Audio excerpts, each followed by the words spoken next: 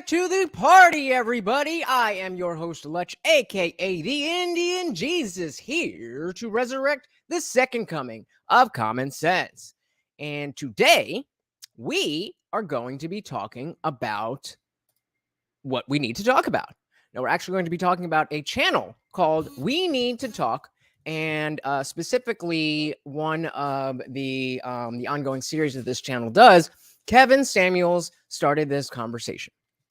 So if you're not familiar with Kevin Samuels, somehow, he was, unfortunately, he passed away a couple months ago, but he started out as an image consultant, mainly talking to men, and then he kind of found his rhythm with doing a call-in show where women could call in and talk about relationships and dating and stuff like that.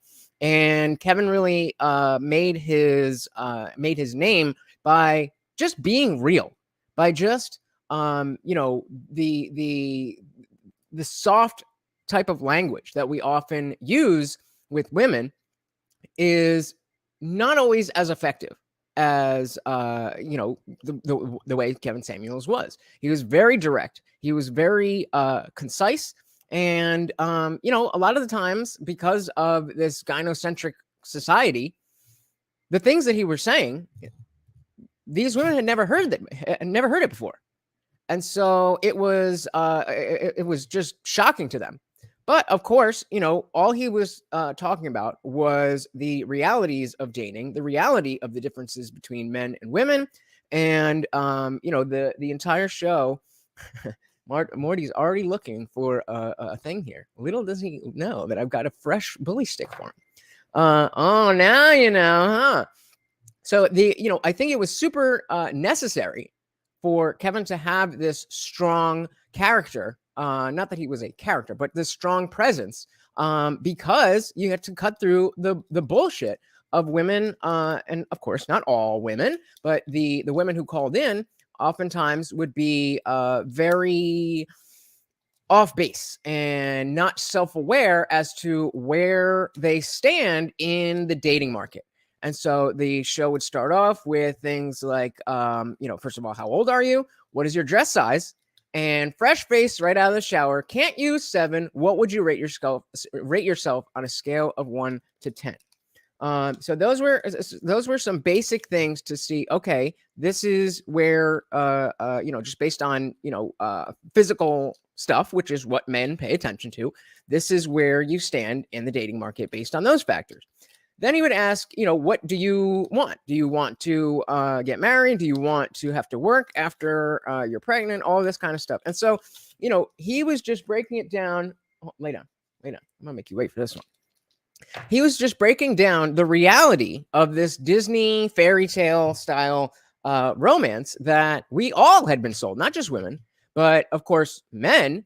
We find out, unless you're one of those dudes, unless you're, Giga Chad, you find out real quick once you get out there and try to date that you don't just, meet somebody and be yourself and then it works out happily ever after. Sometimes, there's people who have who have stories like that. But it's just not the norm anymore. It used to be, but so much has changed in society and changed in the way that we view the opposite sex. All of this stuff has really changed how people view this topic and what is the correct way to go about not even just dating, but just to go about your life.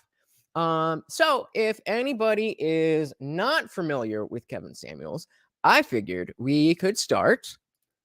As always, whoever's here, I would love a sound check once the video starts. But if you're not familiar with Kevin Samuels, this is the video that went viral for him. So it is from December 2020. So it's not that far back. And, if we were doing a different stream, actually, that's a good idea. I'm going to do a different stream where we go through and look at some old videos of Kevin and see what he was doing when he started. And, this is only when he started to blow up. And in the 2 years or so from going viral to unfortunately passing away, he made quite the splash. And it's quite a journey. So, but that's another stream for another day. If you are here for the first time, welcome to the party. That's exactly what this is. We are all here hanging out, and would love for you to say hello so we know who is here. And then at the end, I'm going to open up the panel, and if whatever you've got to say, you are more than welcome to come up and say it. And I promise you that I won't get offended. Well, I might get offended, but that's okay if you offend me. With all of that being said, let's get into it. Again, a sound check, please.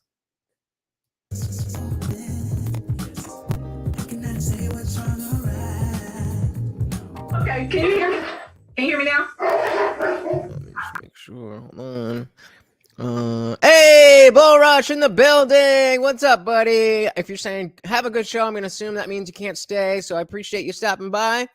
If you are, if you're not, you have a good one. Yeah, if you can let me know, do we have what is right on the screen? Can you hear me? Those were hers. Hey, can you hear me? Yeah, you're PhD. So he has a sound, he has his soundboard, and his, ultimately when he goes through these conversations and he realizes that what these average women are asking for top tier men and refuse to settle, his thing is, that barking thing, and he plays a military horn, does that, and says, buy a dog, die alone. Because if this is what you want, and this is who you are, and you're not willing to fix it, then, I don't know what to tell you. But continue. PhD? No, I'm a PhD. How many dogs you got? One. Really? I'm sorry? What kind of dog is it? He's a cane corso. He's a big what? dog. A cane corso. What is that in English? It's a larger dog, and their breed is meant for guarding and protecting. They're very protective of their home and their family. Okay, so what's your disagreement? Honestly, I don't have a disagreement. I just came in. So already, notice how, again, the those of you who are not familiar, we're just getting some context. But those of you who are familiar, it is 55 seconds into the video. 55 seconds. Count the intro as 5 seconds. That's 50. It's almost a minute into the video. And this is his disagreement show, where if you have a disagreement with me, you come up and you talk about a disagreement. So this woman has called in. She's got, knowing that he's live on air, she's got the dogs barking. She's going on and on. And then she just said, I don't have a disagreement. I just came here to say what I want to say. Let's continue. Because I honestly want some advice from you. It says disagreement day. Oh, I know, but this is my first time catching you on live. Normally I'm asleep. And You have a job? I do. I own a business.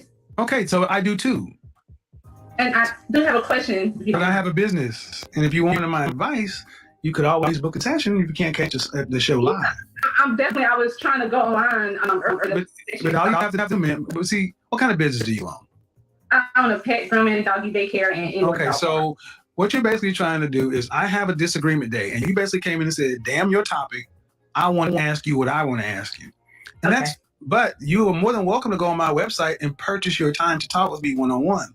Because what you're trying to do is rather rude, but I will go ahead and do it because I'm going to use this as a teaching lesson. So one thing I want you guys to pay attention to as we're watching this, because this show is not going to be about Kevin. Kevin is a central figure in what we're going to be talking about, but this stream is not about him per se. But what I want you to pay attention to is what I was talking about, the manner in which he addresses the people that he's talking to, because that's going to become relevant on how we need to talk, how he has taken up the mantle and has switched it up a little bit in a way that I very much appreciate. How old are you? How old are you? I'm 35. 35 years old. 35 years old and you're a business owner. Uh-huh. Uh-huh. And what's your question? My issue is, I want to know at what point when I'm just meeting a guy, do I tell him that I'm a business owner? Because my problem is that when I try to date down and the conversation comes up to where I own a business, the guy is either like, hey, can I come join in on you on that business? Or can I put some money to be a business partner? And Hey, we got Dr. Evil Genius in the building. I know you know what we're watching right now. Welcome. Glad to see you, brother. How you doing today? I'm not looking for that. And I honestly, hold on. I need to be clear on this subject. Where are you at? North Carolina. And you're saying when to tell somebody you own a business? Because I find when I date down, God. Hey, we got a bonbon in the building. Welcome. This is the Kevin Samuels we were talking about in Discord. If you haven't, please check the description below. We got a bunch of links, one of them being the Discord server. It is brand new. Bon Boon's in there. We're all having a good time, and that is where the party continues when this ends. Dr. Evil Genius has to go, but always showing support, and we very much appreciate that. Go please check out the Talkin' Shit podcast. That is where you will find him, and oftentimes you will find me over there as well for UFC cards. Thanks for stopping in, pal. Moving on. See an interest and want to be like a business partner, and I'm learning that maybe I need a high value man because that's what. Well, first off, ma'am, I really don't understand. What kind of man are you talking about? Because owning a business is no different than having a job, in my opinion. And so, I'm not getting what you're saying. When should you? So she's already like, I'm so much better than all of these people. When should I tell them that I'm this great? Because what happens is I'm so great, and then they want to mooch off me. I'm not understanding why this is an issue. If you're, what kind of men are you dating? I try to give guys that not a chance. You try to do what? Try to give guys that's not on my level a chance. Why? What do you mean on your level? What does that mean? That's making 6 figures or more. But I don't okay. You try to give guys who are not on your level a chance. Why? Because I honestly want a 6-figure guy. Is what I'm realizing. Okay, so let me just go ahead and net it out for you. You ready? Uh-huh. The guys you want aren't asking you out. Well, I haven't been putting myself out there, honestly. But you put yourself out there enough for the guys you don't want or believe you to ask you out. Those are like guys I met online. Right. So, again, the men you want are not asking you out. See, you ladies do this. You go and deal with men who you feel are beneath you, and then you ask how to fix them. Right. I'm not beneath you. I don't know how to fix a guy that's down there. That's not my concern. So, this is exactly, again, just want to highlight that this is why we are watching this to begin this. Anybody who's not familiar, again, if you are familiar, we still want to, oh my God. Exactly. Yeah. Oh man. She got a 5 head. But the idea here being that you don't normally hear, especially on shows like this, you don't normally hear people talking to women that they don't have any kind of beef with in this manner. And he's not being mean or anything. He's just being straightforward. The better question is, why can't you get a guy on your level? That's the real question. Well, first of all, I would tell you what I said in here automatically is a problem. Why you come onto a show that you know is a disagreement day? It's selfish. It's like, well, yes, man. It's like I want what I want. I don't say things for no reason. That's why I asked you questions. You're 35 years old, a business owner. That means you understand what business is. You know Yo! Oh my God! Oh, that's a good one. That's a comment of the year so far. Comment of the year. Oh my God! And I have a show title. And you said, "Damn your show title. I want to talk to you." But you could have went to my business and booked time to talk to me. But you wanted what you wanted, how you wanted. I'm sorry. Yep. No, and I'm using this as a lesson. That's the problem with too many of you black women. You don't do shit the right way with black men. So, no better time than now. Clearly, I am not a black man. One of the underlying themes for this stream is going to be looking at black men doing something that I really, really appreciate and really enjoy, and I think they're doing a great job. The problem is, I didn't even get it out yet. The problem is that they are very much, they very much have the black community at the center of their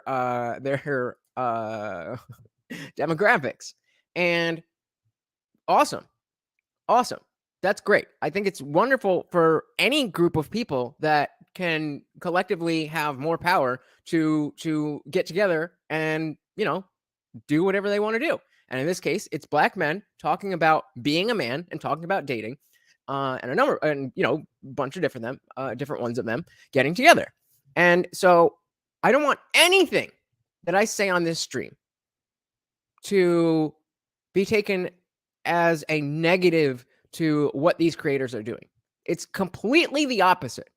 It's completely the opposite. Hey, we got Jeremy D back in the building. Welcome back, brother. I know you know who Kevin Samuels is, and maybe you'll finna find out who we need to talk to is. But yes, I do need to make it abundantly clear that this stream is meant to say that what these black men that I'm highlighting are doing is something that I obviously can't do, but something that I would like to do. And for them, because they are black men, the black community is at the core of a lot of what they're saying. You notice what Kevin just said: a lot of black men and black women, and this and that. And I'm not black, and I mean, I don't have anything against black women, but that's not usually what I go for. I dated, 2 black women, I think. It's just not, I'm usually into short, brunette, Italian girls. That doesn't work out well, but can't help it. So again, I just want to be clear that we're not saying like, oh, the black community is not doing well enough with this, so we need to do. We're not saying that any of these people are doing anything wrong. They're doing exactly what I wish more people were doing. And because I completely understand and completely, not completely understand, but I understand the notion that if you are only because I like you, Jamie, if you are somebody who is black, then I'm happy for you having this space. The black manosphere is better than the white manosphere. Oh my god. Oh my god. Oh my god. I didn't say it, you did. I'll say that again though. The black manosphere is just better than I don't even want to say the white, just the non-black manosphere. There's people in the red pill community manosphere talking about this same kind of stuff, but you have people, they're all islands. I really like Rich Cooper. He's a white, Canadian dude, and I think he does great work. But he's got his own network. But in terms of, how Kevin Samuels and mediocre tutorials and reviews, the lead attorney, all of them are their own network together. I think so many people are just, in for whatever reason, whether it's straight up racism or if it's just the fact that people aren't aware. There's just a lot of information, great information here that is, as presented, aimed at the black community. And while I find a lot of value in it, I don't want non-black men to be void of this information. So again, I want to make crystal clear, I have no issue with anybody doing whatever they want with their own platform. That's what I gotta do. I gotta bring this up. So it'll come up again. But the we just need to be give me a little grace. I'm not black. I don't know what it's like to be black. I can't know what it's like to be black. I'm just doing the best that I can do. And if it is, at all offensive that that I'm trying to take from the Black community. Please just understand that is not what we're doing. I'm just trying to help more people. Dr. Evil Genius says, we're seeing that the issues that Black men have with Black women isn't limited to either of them. It's a problem in a greater society at large. Perfectly said. Perfectly said. As well as this one. So yeah, sorry for the the disclaimer, but you know how the world is, and I gotta do that. So let's dive back into the juiciness. Oh, wrong one. That was improper. And when I told you the right way, you still were like no, and I'm using it as a lesson. That's the problem with many of you Black women. You don't do shit the right way with Black men. That was improper. And when I told you the right way, you still were like, well, whatever. So I'm gonna use this. When was the last time you had a relationship? Like the end of last year around December. How long? It's funny to me that she's just like you would expect a woman to be like, oh, you just gonna use me? But she's so unself-aware, not self-aware, whatever, that part went over right over her head. And again, another short disclaimer is that I am a straight man. So I'm a straight cis man. So that is the perspective of what we're talking about today. If you are gay, if you are a woman, then I would love to hear what you have to say about the conversation. But I'm just speaking from my own position. Moving on. Did it last? A year. A year? And was that man, did you go to college? Did I go to college? Yes. No, sir. Okay, and how long have you owned your own business? 9 years. And how long have you been making six figures or more? The last 3. Okay, why do you need a man making six figures? Because I'm finding out that the guys that I think it's not working out. What does that have to do with money? Because I feel like I need a guy that I can respect and admire, and I'm ambition, and I want a guy that has that drive too. And when he doesn't, I find myself, encouraging him like, hey, babe, you can do this and you can do that. And then so in North Carolina, what percentage of the population, what percentage of men in this country make six figures or more? I think it's like 5%. I'm not closer to 10.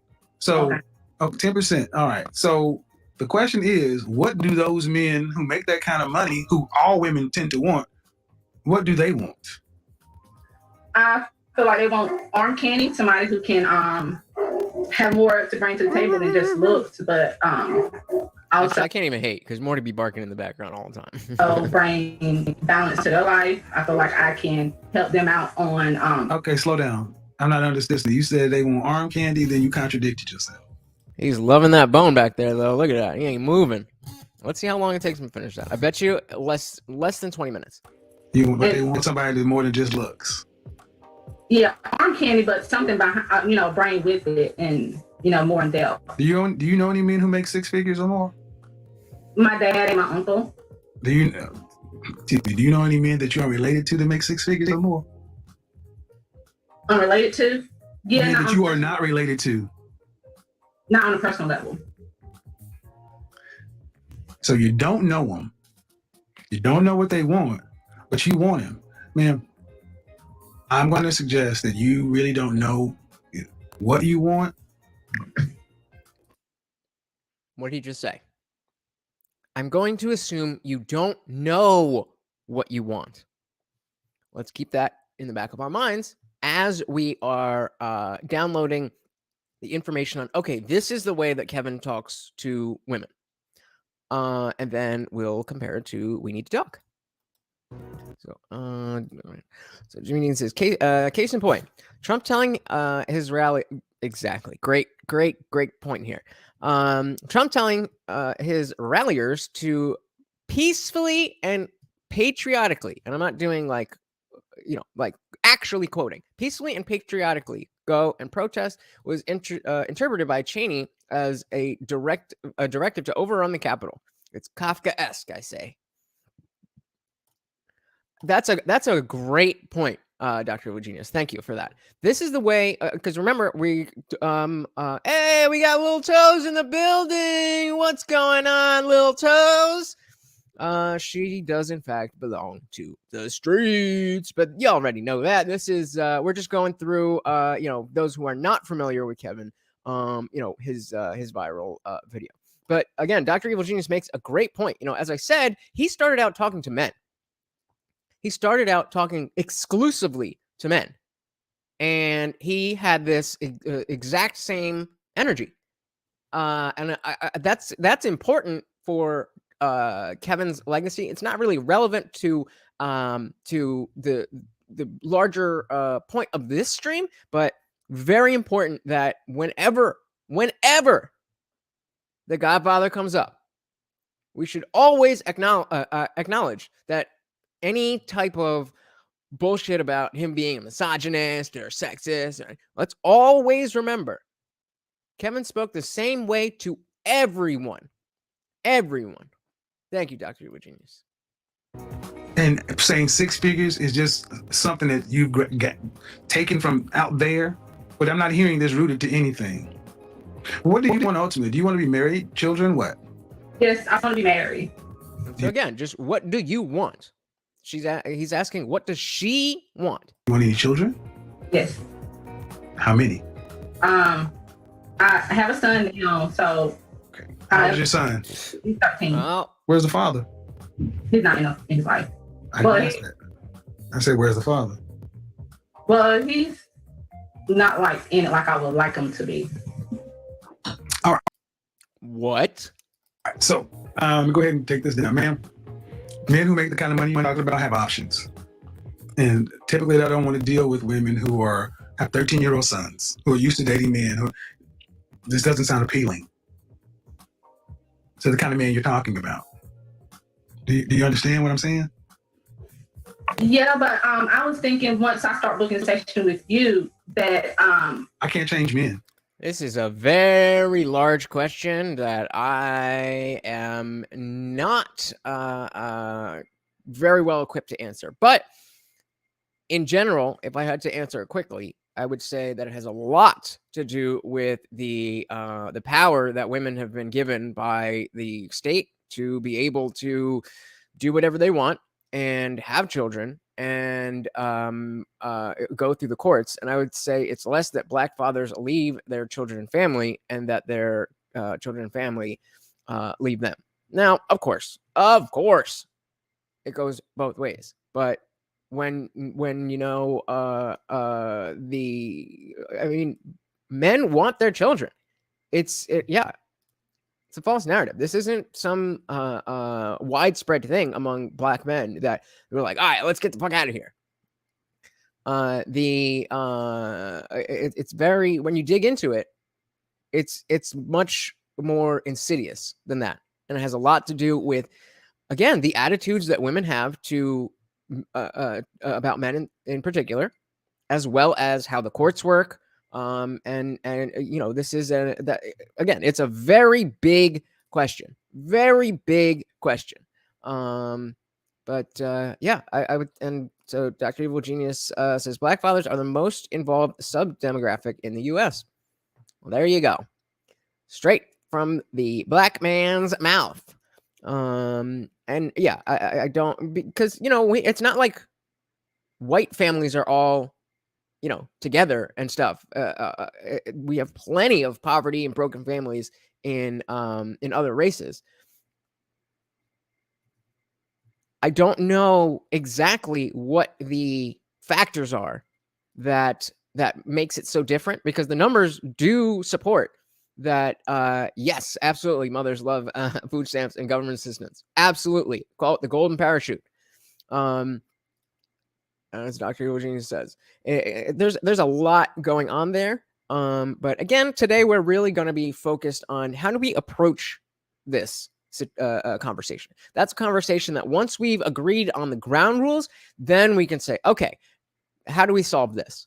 Let's take a step back first and figure out where we're coming from.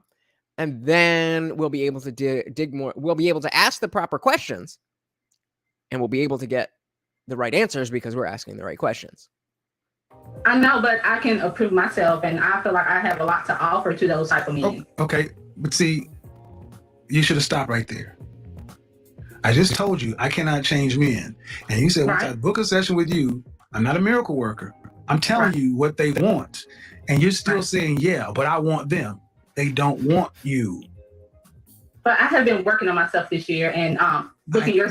Okay, ma'am, but okay, 35, 13-year-old son with a sketchy father. Why would a man who's in the top 10% of earners, who women across the country want that? Because I have a lot to offer.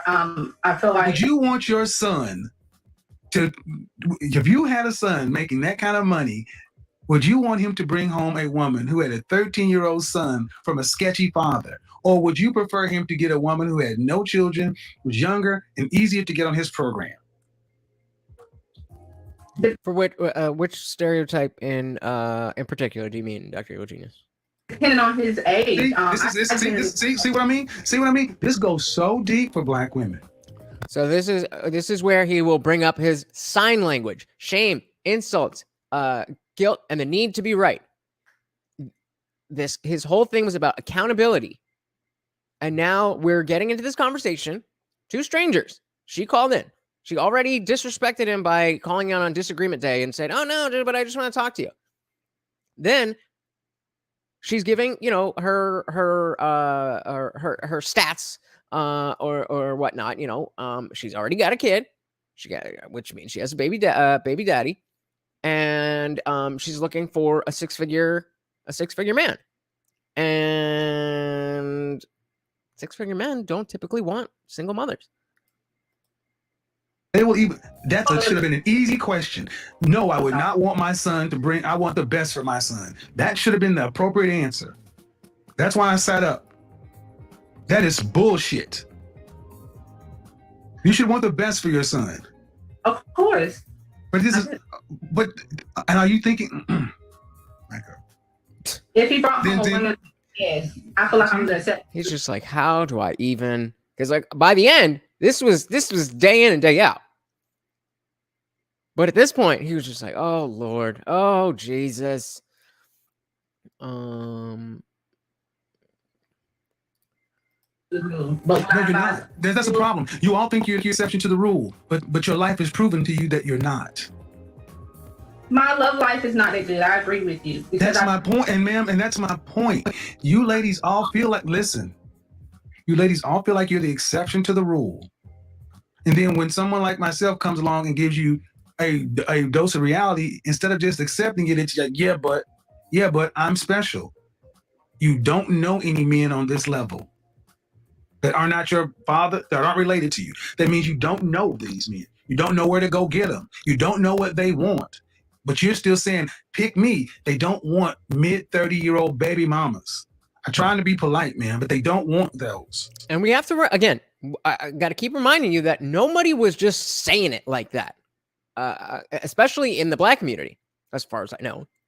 And definitely at this level, we were taught to dance around women's feelings and to that your truth is your truth, and you're beautiful in any size and all this kind of stuff. But nope, he will never be banned. You'll be banned before he is.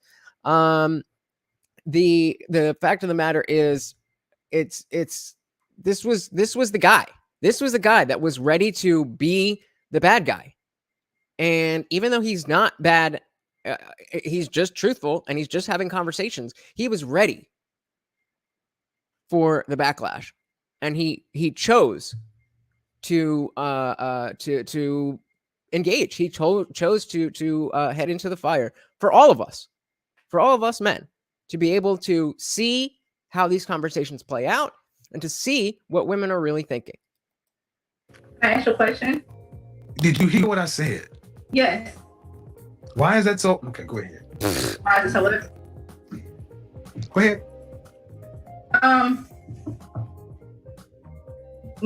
From my point of view, I feel like I get what you're saying. They do have better options. Do you though? But also, those better options are younger girls those younger girls don't necessarily 20-year-olds are not necessarily attracted to 45-year-olds. Bullshit. I'm 51 and I can't beat them off with a stick. That's another one of you lies. No, younger women are attracted to older men. What are you talking about? So can you see me? Yes, I can. Okay. So yeah, Dr. Evil Genius says, yeah, we definitely don't go at women directly like that. Kevin tried not to go there himself, but she kept pushing. And, you know, again, I'm using this as the example because this is the video that, you know, started all of what we're about to talk about.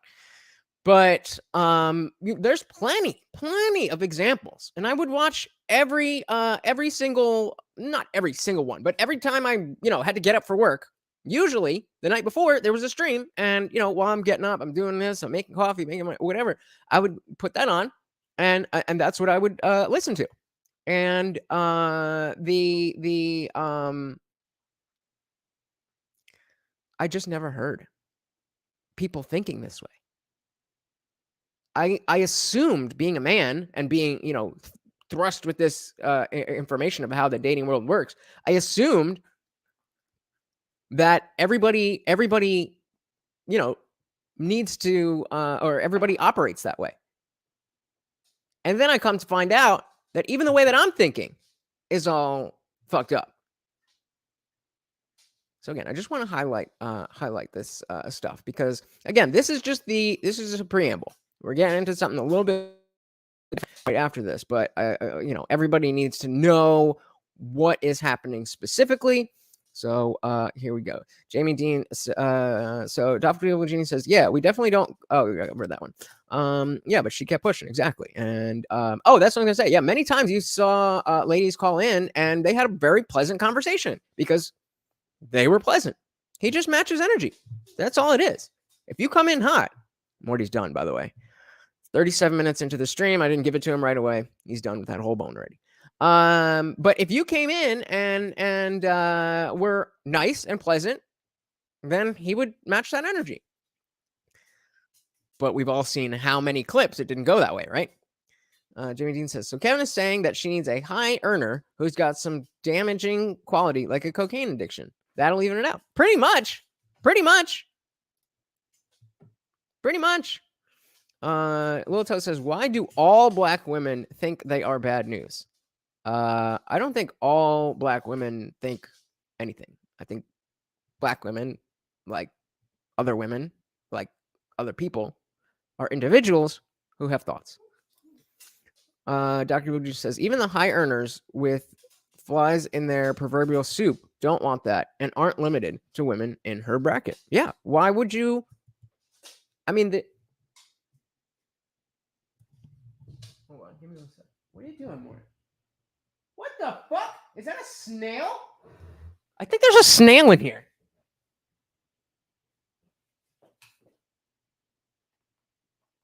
Oh. Yo. I was like, I seen this in the corner. Morty's scratching at it. I'm like, what the fuck is it? It's just the end of the bone. I don't know what he did with it, but it ended up there. Sorry. Ugh. Yeah, I mean, I think, you know, she's not ugly. She's not, I mean, she don't look good, but she's not ugly. And, dude,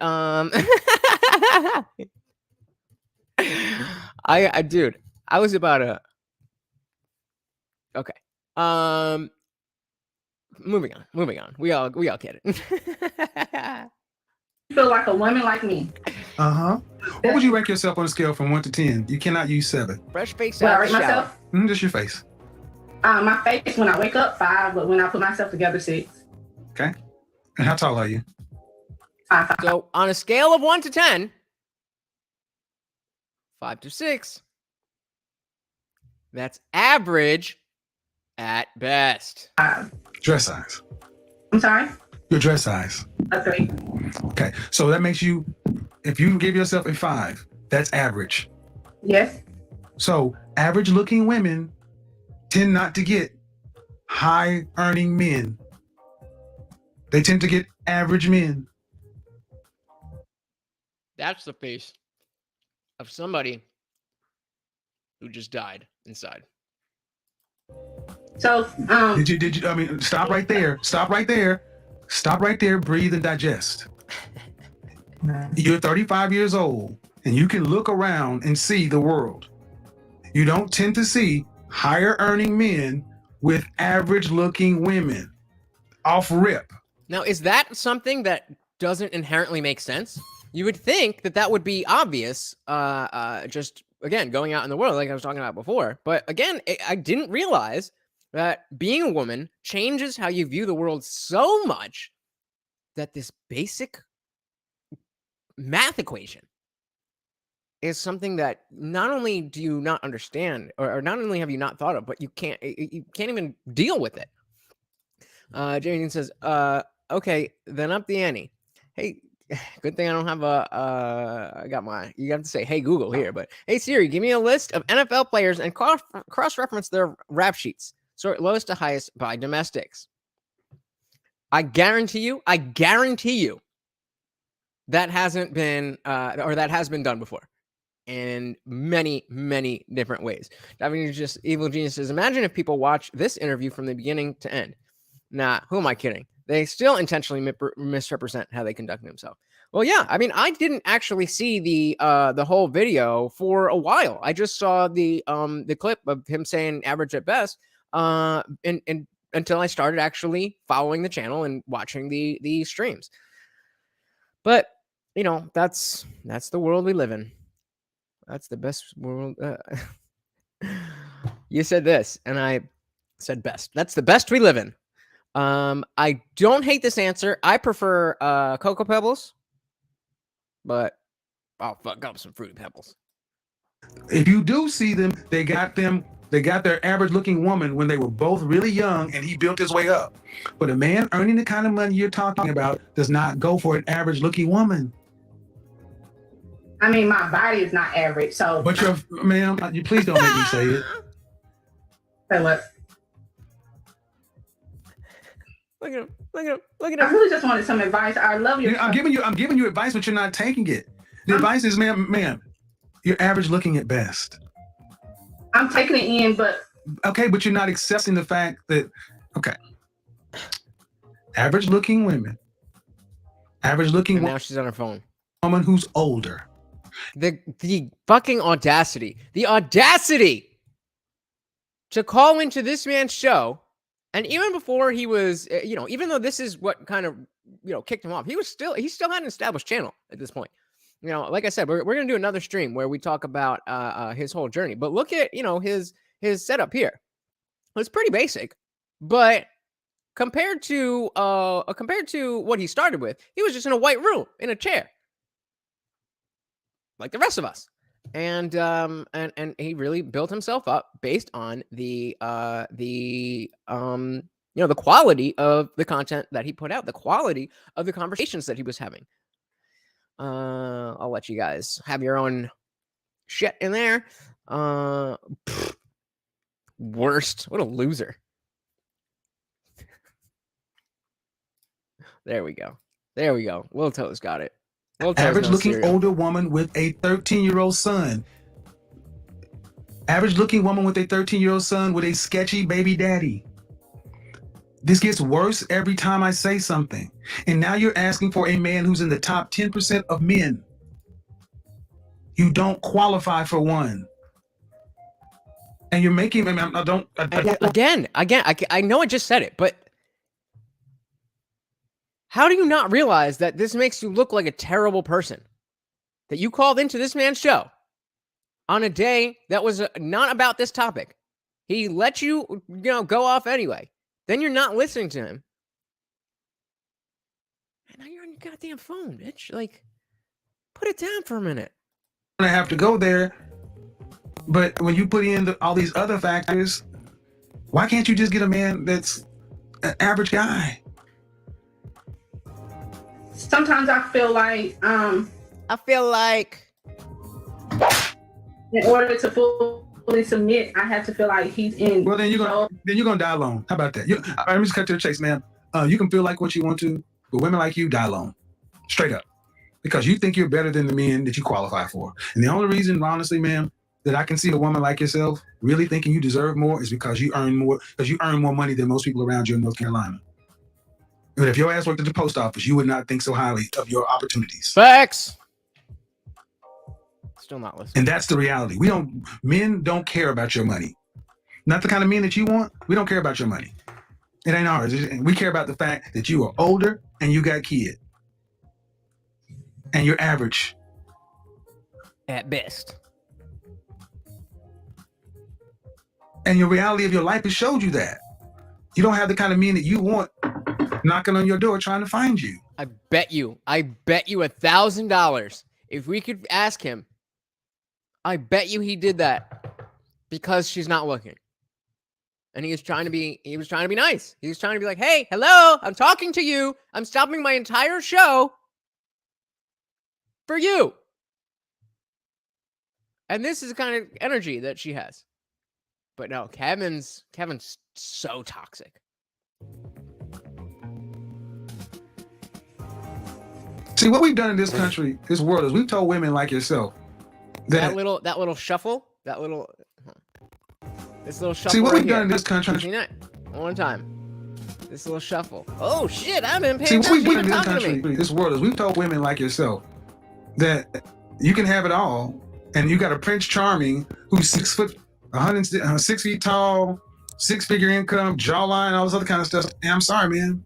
No. Most people get average people, especially average people. You're an average person. I mean, let's be real. You're not running Microsoft. You got a pet grooming business. Wow.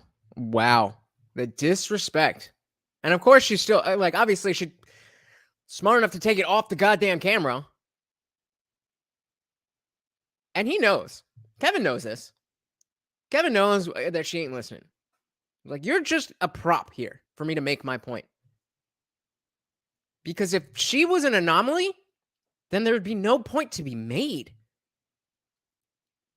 Let me say that again. If she was an anomaly, there would be no point to be made. But the fact is, she's not. This is how modern women treat men, treat the world. That it's solipsistic, meaning that it's all for them. Doesn't matter the man's having a show. Doesn't matter the man's giving you his expertise for free. I got text. Dude's hitting me up. Trying to get my backbone out later. Making 6 figures for the last 3 years. Okay. Of course not. Of course not, Jimmy. Of course not. If she knew, then she wouldn't be a good prop.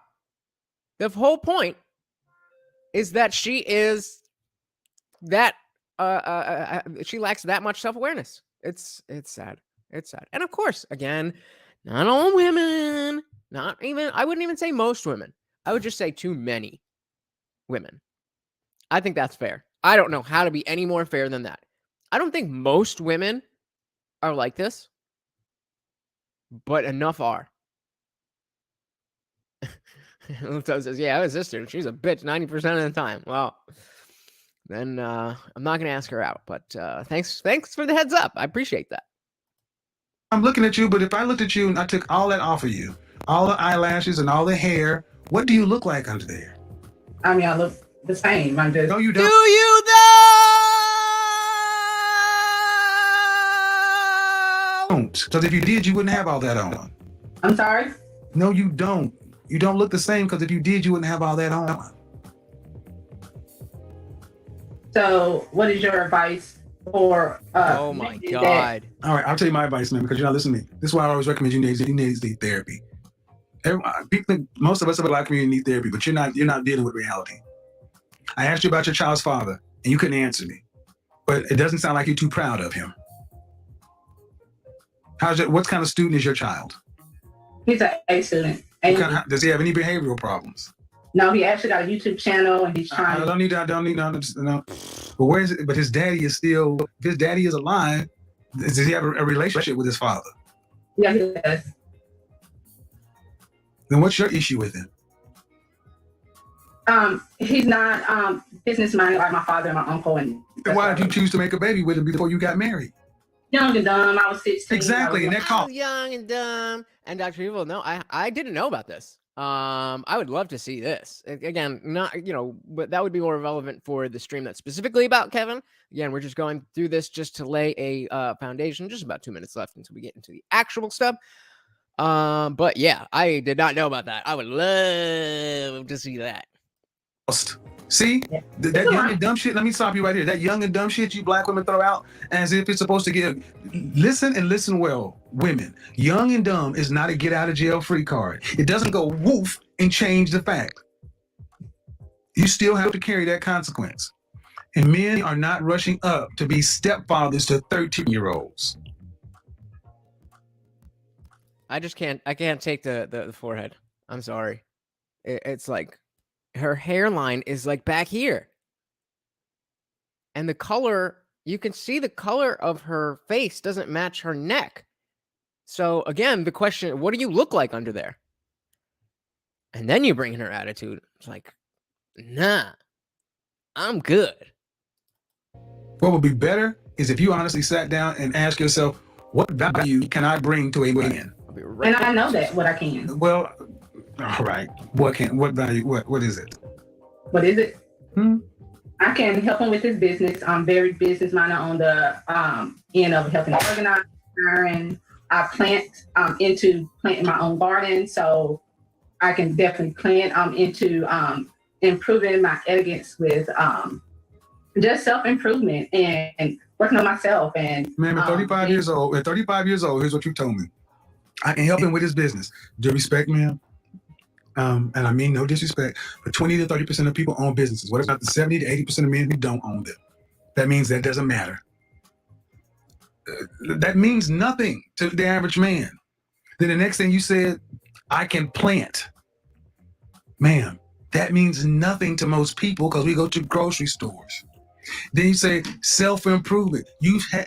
I gave you a shot at saying what you have to offer to men, and you said nothing that we value. What do you value? Book a session. Book a session. I'm not doing this. Nope. I'm done. I've tried to go around, but this has happened. The older you ladies get set in your ways. Book a session because I don't want to do this in public, man. Because you seem like a sweet woman, but you're not getting it. You're being so mean. I'm not being. Don't tell me I'm being mean. I'm about to be mean. I get tired of you broads telling me I'm being mean because you cannot handle a goddamn. She's still on the phone. You called my show on a day that you ain't even supposed to be here, and I honored the call and sat here and tried to help you, and I'm telling me I'm being mean. Get the fuck out of my mouth. So again, the reason that I showed you that is because so we got Lil Toast says, yeah, it looks 4 to 10, attitude 0.5. Savage. I can't disagree, though. Dr. Evil Genius says, even with all that shit on, she still looks like the King's Court jester. Oh, man. That's the other thing, too. I've said this on... I've said this a lot on the Filthy Casual MMA watch party that happens every UFC card on Dr. Evil Genius's channel, the Talk Shit podcast. We've talked about how... I don't remember what I was gonna say. The thing for me about makeup is that I don't really care how much you're wearing as long as I can't tell that you're wearing it. If I can tell that you're wearing makeup, you've got too much makeup on or you are not doing it right. I should not be able to tell. That's my and you could clearly tell with this one. So just not my bag. So again, I just wanted to show you guys that video in case you didn't know who Kevin Samuels was. I assume most of you do, but because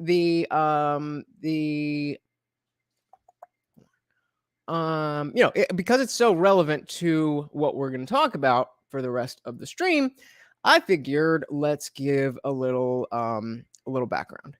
So what we're going to be doing from here on out is a little bit more focused. There is another channel that is named We Need to Talk.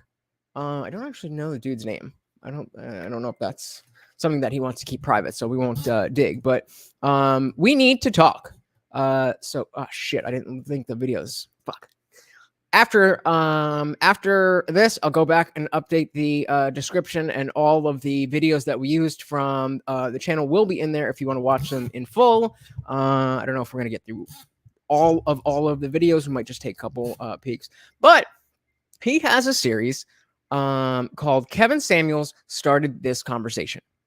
And remember, the first thing I said was that Kevin had a way of speaking to people. As Dr. Evil Genius pointed out, it's not just women, but his way of speaking to people. And I think that for so many of those people, they needed to hear it in that way. Specifically, average at best over here, because nobody had ever said it to her in a way that she could not just brush off. Like, oh, well, you're just a hater. Oh, you're probably gay. But when you come to Kevin, it's like, oh shit, there's no wiggle room. But that caused a lot of women to outright hate him because it was so easy to clip him, take him out of context, and make it seem like he's this bigoted, misogynistic, sexist, against black women, all this kind of thing, when his whole goal was to get more families and marriages, specifically families, in the black community. So I found this channel, We Need to Talk, and this Kevin Samuels started this conversation series, and I was very impressed because this guy is able to do essentially the same thing, but he comes at it with a much softer approach, which leads to very different types of conversations. Now, obviously, it goes out without saying that, not just because of the content, but the fact that Kevin Samuels is no longer here is a tragedy, obviously. What really pulls me towards this channel, though, even though I'm not welcome, as we're about to see, what pulls me towards this channel is the fact that the message that Kevin brought to people like myself who didn't know that this is how women thought and was operating as if I was in a Disney movie and I was Prince Charming, and women should just know that because I'm being nice and I'm, whatever. I'm like, oh, it doesn't work like that. Damn it. So I want to get into, some of these conversations, but this video that I want to show you first is specifically why I wanted to do this particular stream and talk about this issue, because apparently this is just for black people. I am not welcome here. And so let's see what he's got to say about that. And with me, thumbs up in the chat if you guys can hear me okay. Otherwise,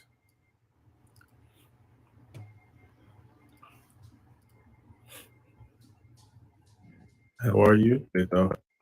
Riley, I got to use this opportunity. Okay. Obviously, I said I would stream every single Friday. I'm a man of my word, so I'm here. But I wanted to use this opportunity to do some spring cleaning. So one of the things that I pride myself in is I'm gonna speed. He talks a little bit slow. I'm gonna bump this up one more notch. If it's too fast, just let me know. And so this is actually a stream that he did entitled "This Channel Might Not Be For You." Hashtag unsubscribe. Yeah. Not only in the chat, but we're not gonna get there. But so this was a full live stream, but I really just wanted to show the his intro. Hey, we got a Kloot in the building. Welcome, brother. You just missed that we went through Kevin Samuels' viral average at best video, but we're just getting into the meat here. We'll be looking at this channel, We Need to Talk, and this video is titled "This Channel Might Not Be For You." Attention to detail. I'm somebody who, saying the devil's in the detail. I live by that, right? So for me, I pay attention to. Again, I put he talks a little bit slow, and this is not really the main focus. So if it's too fast, let me know. I'll bump it down a notch. But again, I'm just trying to lay some groundwork so we can get to the actual meat. Everything. I pay attention to the slightest thing that most people would miss.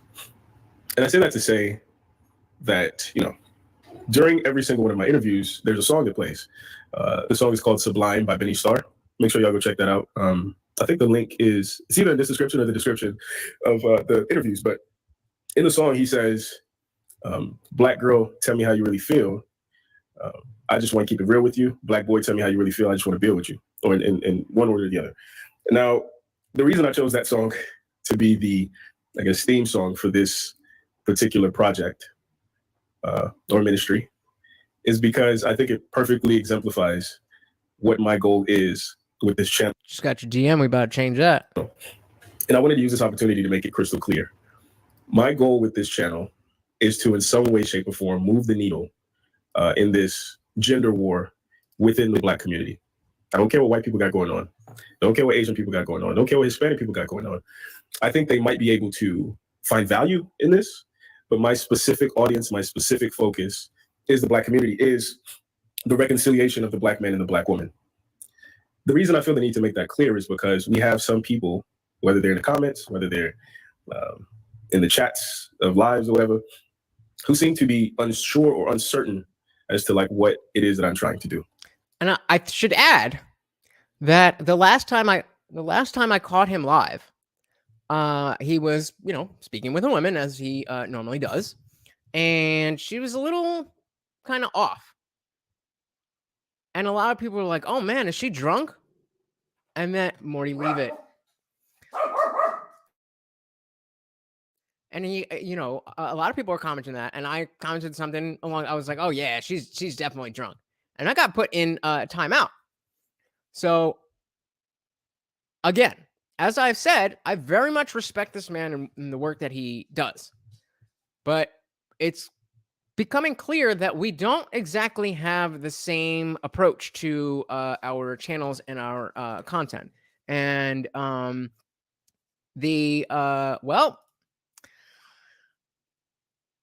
let's see if that's true. Kluk says the reconciliation of the Black man and Black woman is a little vague, but I'm guessing he's talking about the lack of dual parent households and mutual respect for each other. Absolutely, 100%. Yep, that's exactly what he's talking about. Exactly. But yeah, Jamie, that you're gonna eat your words, bruh. But so, well said, Kluk. Yeah, very astute. So, if you are somebody who is already divested, and white is right, and the white man or the Asian man is your ideal man, this isn't the channel for you. I wish you all the best. You're still Black, so I love you, but this particular channel is not for you. If you are somebody who has saved yourself and you don't want to be bothered with the Black female perspective, whatever the case may be, this channel is also not for you. I think one of the— Well, he already said that it wasn't for me because I'm not, I'm divested. I don't really understand what that means, but I do very much care about what Black women think as much as I care about what Black men think, about what I care about Hispanic men and women think, and fuck, I even care what trans people think. As crazy it might be sometimes, I care what they think, legitimately, genuinely, authentically. Evil says, frequently, Black people complain about not getting support from other groups. When other groups do show up and support, they're told to get the fuck out and mind their own business. Yeah, and, I don't want to air any dirty laundry because, again, I don't think it is. And I again need to stress that I'm totally cool with him wanting this to be a Black space. That's, hey, you do you.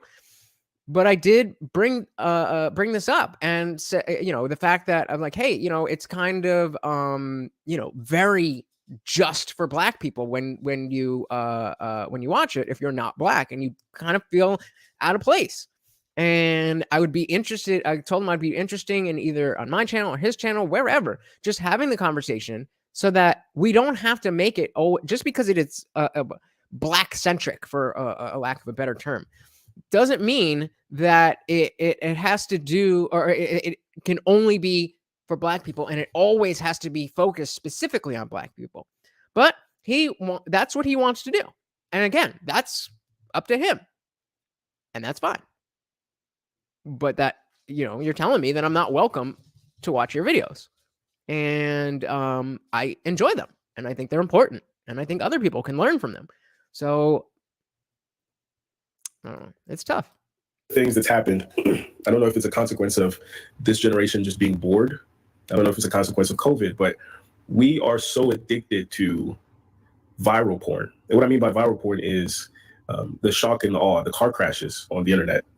And we have a lot of people in these internets and who found their way to this channel and others similar to it, whose sole mission is just to see person A shit on person B, person A cuss out person B, person A belittle person B. And that's not what I do. Now, am I going to say that that was not a factor in why I liked watching Kevin Samuels? Hell no. That shit was entertaining as fuck. That shit was funny as fuck. But okay, that's not what he's doing. Fair enough. Here. Some of you guys might be asking, where is this coming from? So I did a stream on Dr. T. Johnson's channel last week. Only 1 hour late. Thanks, YouTube. I think we had a fantastic conversation. Dr. Johnson is somebody I admire.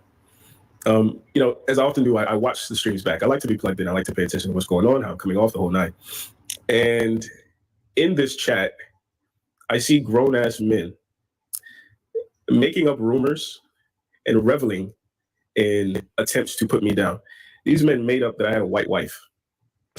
These men made up that I'm just using this as a money-making opportunity. These men made up that I am in some way, shape, or form trying to replace Kevin Samuels. And I just wanted to make it crystal clear that that is not what I'm trying to do. Kevin Samuels is a one of one. I agreed with some of his methods. I disagreed with others. And I encourage every properly thinking, properly reasoning human being to think for themselves and to process information, not just based on how it suits the narrative that you're subscribed to, but also if it makes sense. So, I've been accused of using Kevin Samuels' name for clout. I've been accused of even the sayings on these T-shirts. I've been accused of plagiarizing Kevin Samuels. And again, I just want to make it crystal clear. I'm not trying to be Kevin Samuels. I am not Kevin Samuels.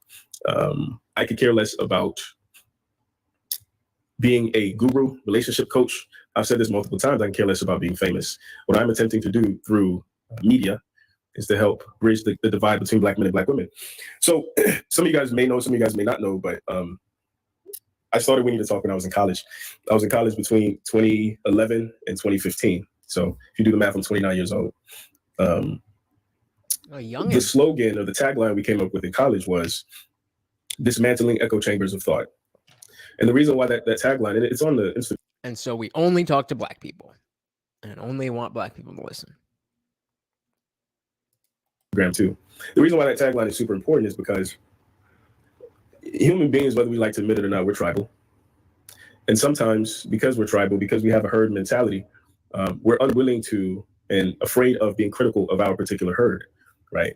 I remember I had a conversation with a girl some years ago who was a Delta, and she said that her best friend is an AKA. She said that if the AKAs and Deltas got into a fight, she said she would punch her best friend in the face. Now, I think some of us might be quick to say, oh, it's a Greek thing or it's a woman thing, but no, it's a human thing. When you study even white supremacists, you can see in certain talking points, there is a cognitive dissonance. There is I don't really believe this, but I have to because this is what my grandpa believed or my group believes, whatever the case may be. So one of the things I've been very cautious of with everything. So he's just talking about, for lack of a better phrase, generational ideological beliefs. And I think that we are obviously and naturally influenced by the people who came before us, whether that's our grandparents or our teachers or, whoever you look up to and whoever just knows more than you when you're a kid, which is, everybody. I don't know that, again, maybe this is a Black thing. Wouldn't know. But as much as I was watching Bill O'Reilly on Fox News with my dad when I was a kid, but that was more because he worked a lot and that's what he watched. So I was just watching TV with him. I don't really, I don't really know that is something I identify with. But interesting point. I'm curious what you guys think of this idea of generational beliefs, and I believe that because that's what my grandfather believed. That to me, sounds more like a sports thing. Like, oh, I'm a Jets fan because my father was a Jets fan and his father before him, and so on and so forth. I don't 100% understand how that is relevant to beliefs about specifically, dating in the opposite sex. I think there's things that you would learn, but you have your own experiences. So if somebody wants to clear that up for me, or maybe you guys are just as confused as I am. Thing I've done is to make sure that I'm being impartial, make sure that I'm being reasonable. And obviously that means that I get accused of stealing manosphere talking points, stealing Kevin Samuels talking points. For those of you guys who've not been in the manosphere for a very long time, you realize once you do some research that Kevin Samuels talking points were not necessarily original. His approach was, his mainstream appeal was, but these talking points have been in the manosphere long before Kevin Samuels and will remain long after Kevin Samuels. And that's simply because they make sense. None of the things, when I interview these women, none of the things that I say are in support of red pill or in support of the manosphere. They just make sense. If you want A, you have to know what A wants. Same. I think that's fair. I think my channel is very much like that. I don't advertise myself as a red pill manosphere, even a channel specifically for men. This is a channel for people who are interested in stuff that I'm interested in. That's it. But yeah, I don't know. What do we got here? We got Evil says it's a real thing. Just look at the talking points of young white supremacists and feminists. Well, I don't know any white supremacists. I know too many feminists, but I don't know what young white supremacists talk about. Evil goes on to say, it's so clear they're parroting what they heard from the older generations. Fair enough. I don't. To me, though, it doesn't necessarily. I don't connect that to a generational thing. I think I just connect that to an ideological thing. That there's other people around you, and you get ideas from people who know more than you, or more about the thing than you. But yeah, I a lot of times, and as we'll see, we have a young woman who grew up in a great family. Her dad was around and gave her all values and whatever. And then she went out to college, and as many do, the Catholic schoolgirl stereotype, that whole thing. So maybe it's just something that I can't see in that perspective, but that's how I see it. But thank you for the clarification. Kluke says, generational beliefs were half smashed by the time I was born. Nobody truly cared about interracial relationships, considering that communities were mixed. That said, there were certain opposers.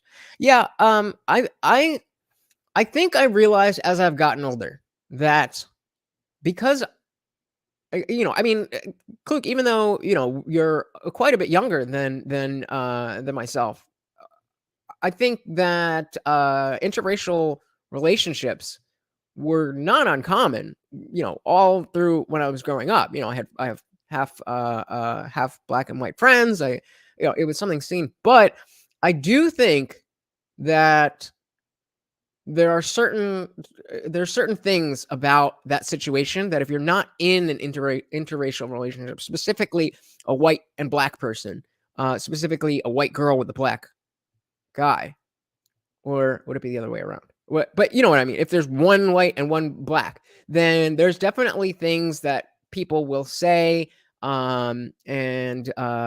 It's a thing.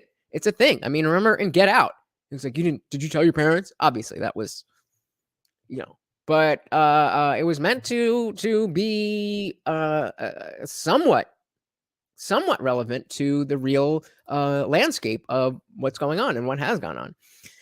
Evil says the things they repeat don't even apply to them in their own era. That's what I mean. Yeah, I can see that. Call it chocolate vanilla swirl. That's racist. It's just practical. So for the people who think, he's a manosphere wannabe, or he's stealing Kevin Samuels, this and that, I can assure you that's not what I'm doing. The series is entitled Kevin Samuels Started This Conversation. No, I did that for 2 reasons. Number one, the algorithm. I did a video, and I talked about this before, and I think I'm saying this new. I did a video entitled, "Is Kevin Samuels a Necessary Evil?" I'm a data guy. I look at the data. The name Kevin Samuels popped up. So I created a series elaborating on the conversations he was having on his channel. And no matter who you are, no matter where you stand on this, the fact that, especially because he started this series before Kevin died, then to say that he's trying to do anything, nefarious is silly. Like, that's what YouTube is. What are people paying attention to? And you make a video about it. So for people to say, "Oh, you're stealing," that's just ignorance, because Kevin was not as great as Kevin was. He didn't author all of these thoughts. This is long-standing stuff in evolutionary biology, sociological stuff that's come up more recently. It is what it is, as Max Holloway would say. We got a comment here from Dr. Evil Genius one more time. It says, Kevin Samuels was open about his words not originating with him. He said he got his talking points from all the men he's ever been around. Men he's worked with and worked for said the same things. Not only is that, relevant, but the fact that he was open about that shows that it wasn't a clout thing. Kevin Samuels was the guy. He was put on this earth. In my humble opinion, he was put on this earth to do exactly what he was doing. And isn't it always the people like that who are taken from us too soon? Jamie says, I'm going to start a channel and call it the manosphere. Or just hang out and talk about favorite cuts and seasoning tips. I bet you would probably get monetized faster than this channel. Evil says, it's our fault as men staying quiet on the issues that are important to us. 100%. Which is why we are here right now. We are fixing that. We are the issues that are important to us. Women are out here believing that men got their standards from Kevin Samuels. We've always wanted the same things. Fucking facts, bro. Fucking facts. Exactly. And something I brought up, I think I was talking to Bon Boon in its Discord earlier, and I was like, find me a black woman under 50 years old who has never heard of Kevin Samuels. You might have a hard time. You'll find him, but they know. Because he made that level of a splash. He made that level of a splash. Marty's here. Hi. Yeah, he's leaving already.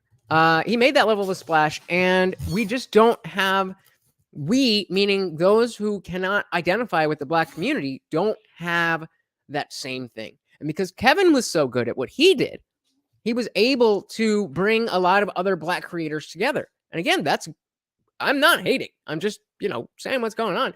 But again, for those of us who are not black, I'm not some white guy saying, oh, where's the white one? That's not what this is about. It's just like, very clearly he's saying, this is for black people. I am talking to black people. And I'm still going to watch because I find value out of what I find value out of. And unless you're going to block me, he can't stop me. But it's there's just there's a space there. There's a gap in the market, so to speak. Kluk says, few people on the internet seem to realize that everyone has recycled opinions in some facet.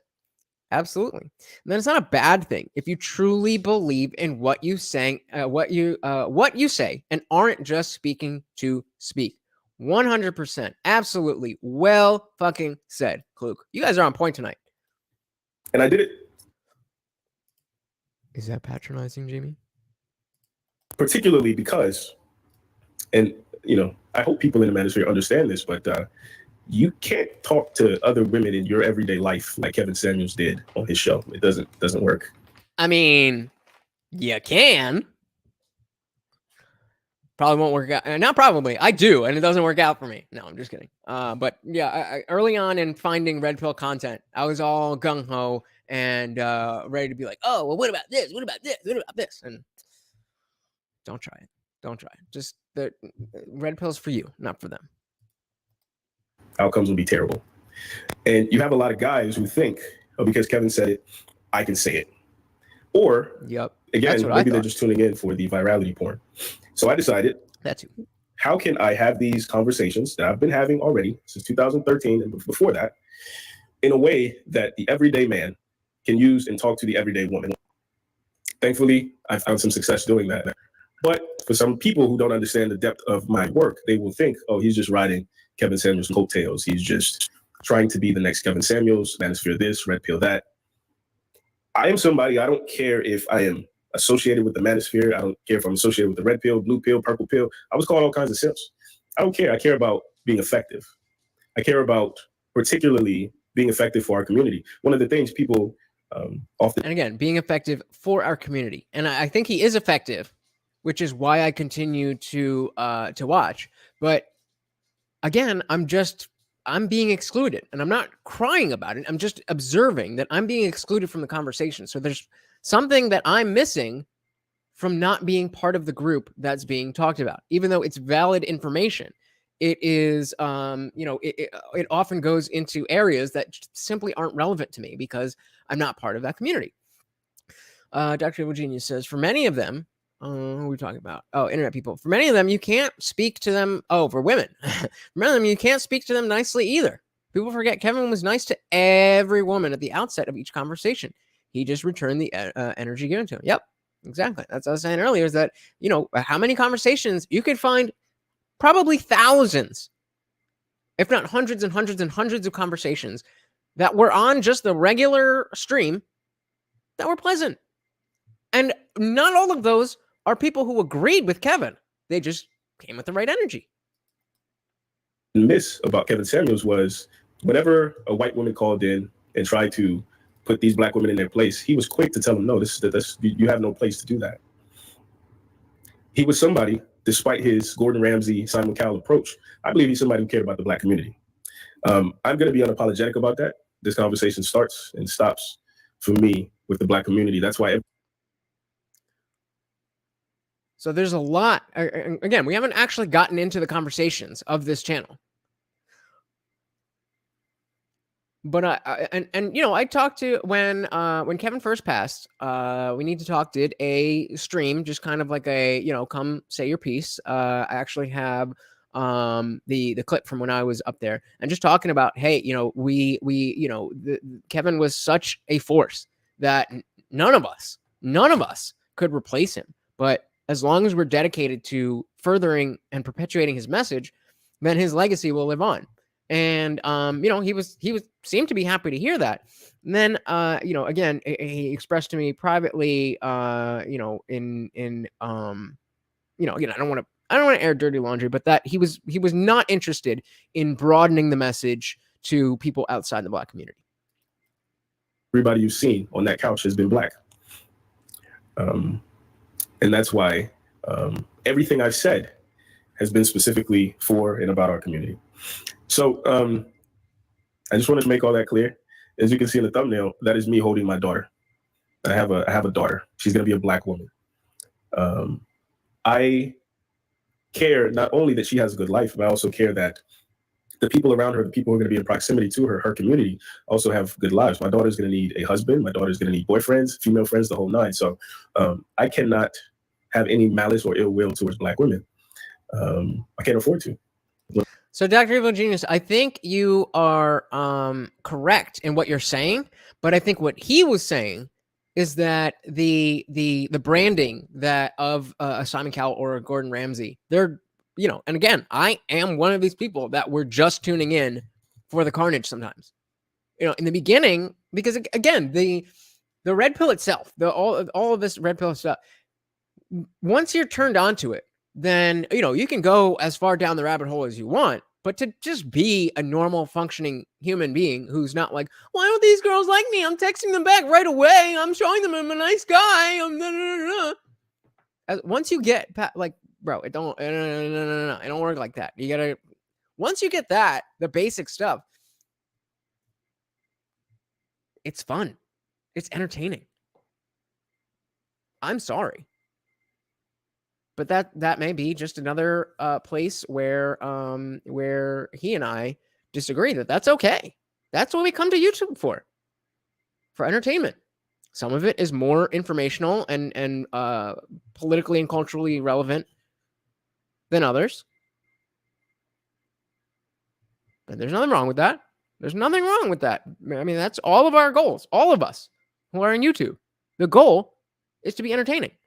So you can't, and I'm not saying he is, but you can't demonize the fact that people are going to something just because they like it, when the whole point is to present something that people are entertained by.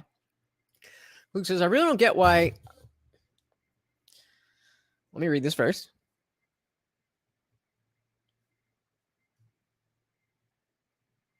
So I really don't get why Black people are so quick to label themselves as a community when a city Black person versus a rural are two completely different people, separate by geography, religion, culture.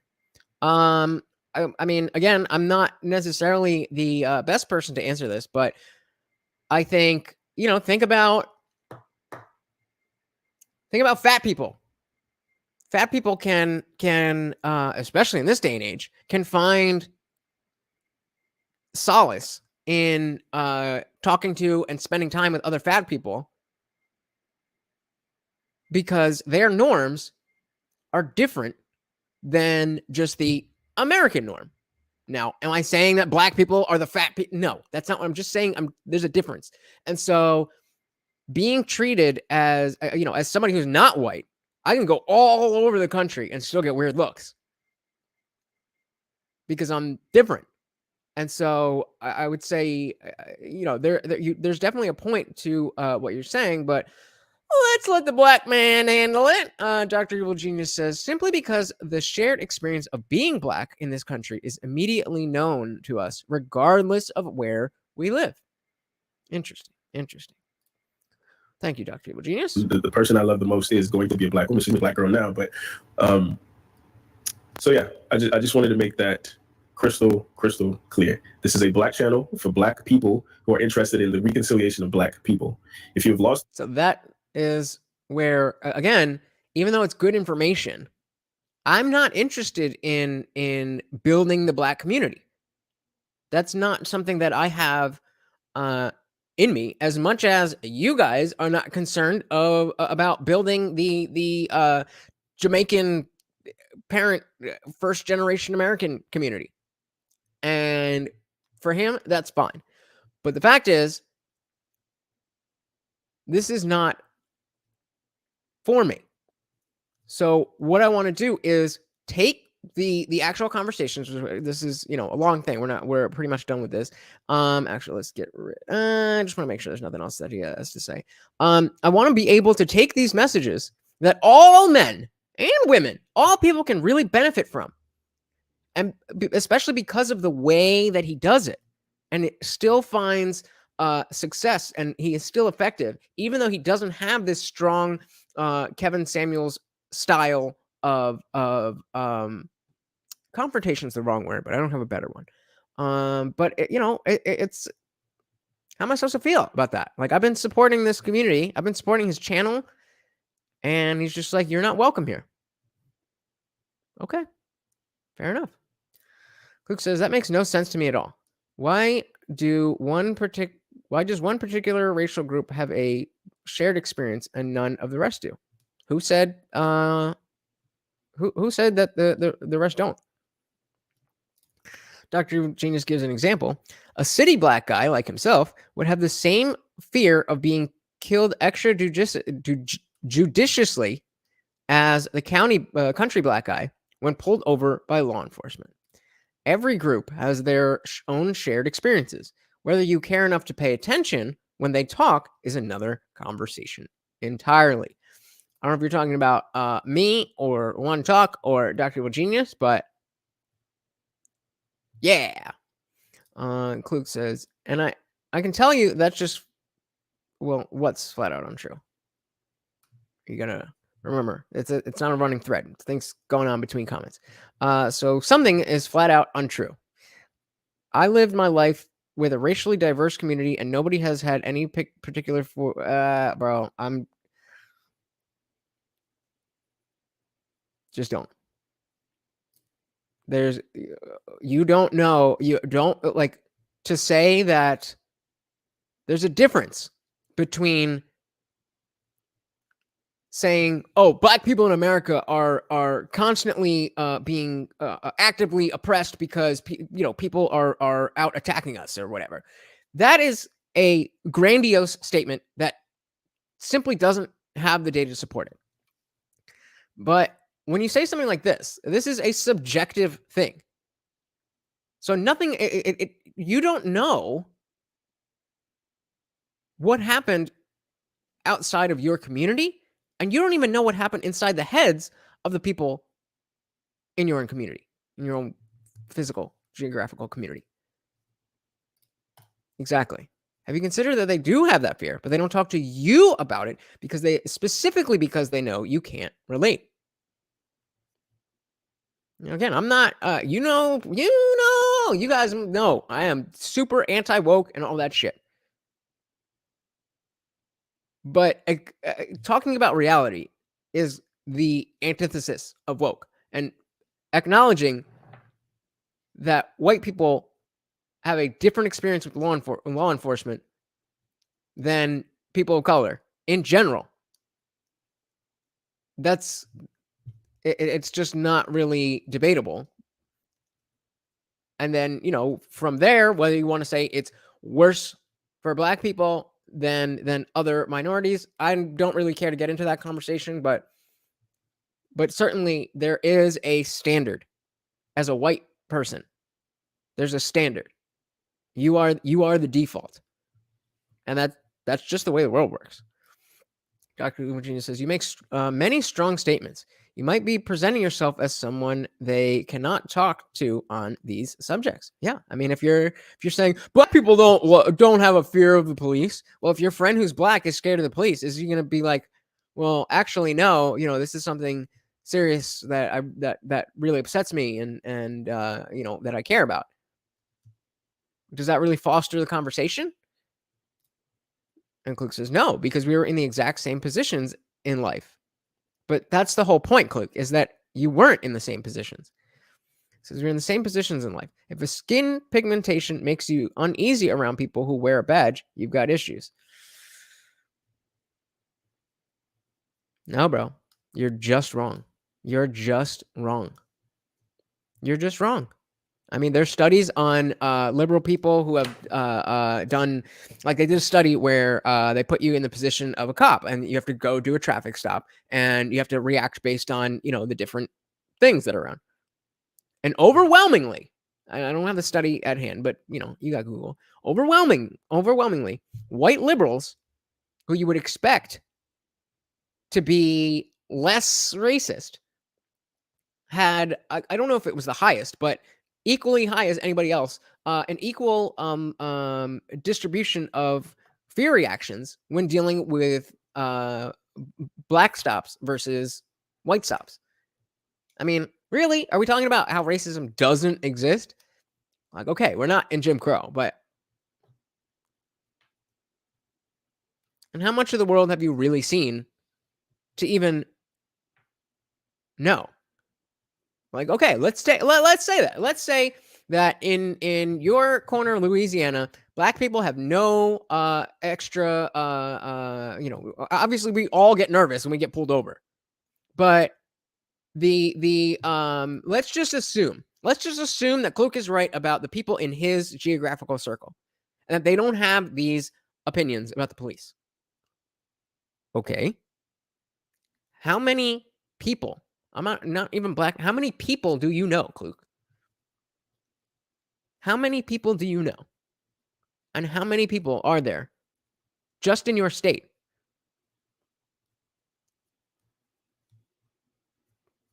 Do you think you have enough information to come to that conclusion?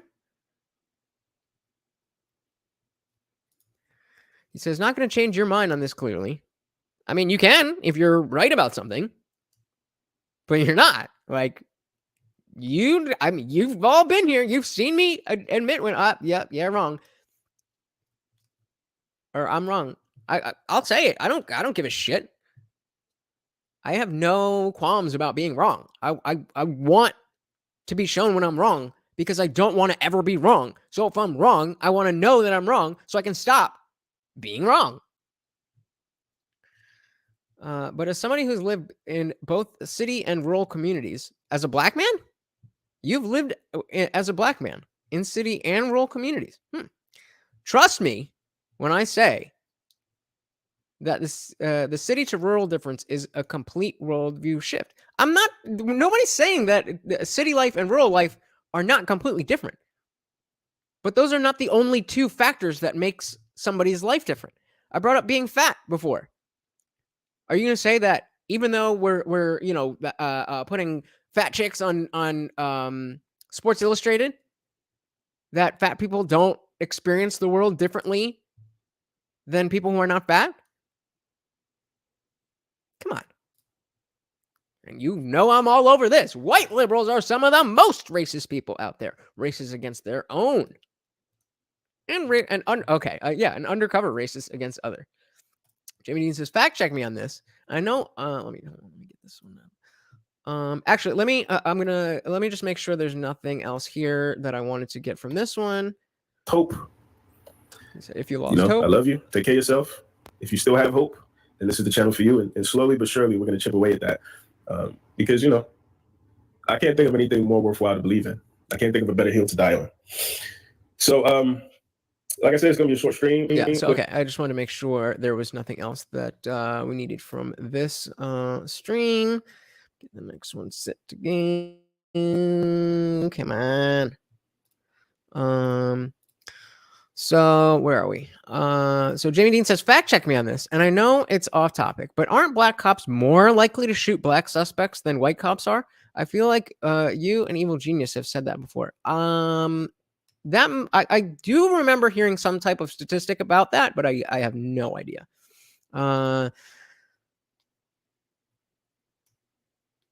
Well, stating matter of factly that Kluk is wrong at this isn't healthy for dialectics. But he is wrong. So am I supposed to tell him he's right? Or am I supposed to tell him, oh, maybe that's just what you think, and we all live our own truth?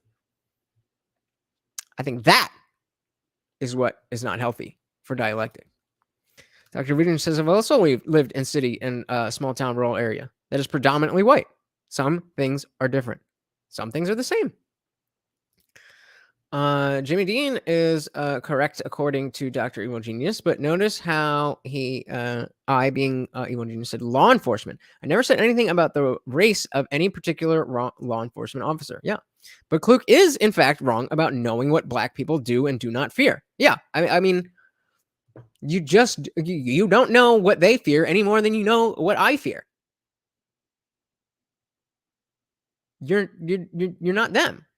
It's about subjectivity. This is a subjective thing. And even there's an argument to be made that, okay, if you look at the numbers, then, there's less than 20 unarmed black men killed by the police every year. Okay, fair. But that's not what we're talking about. We're talking about how people feel.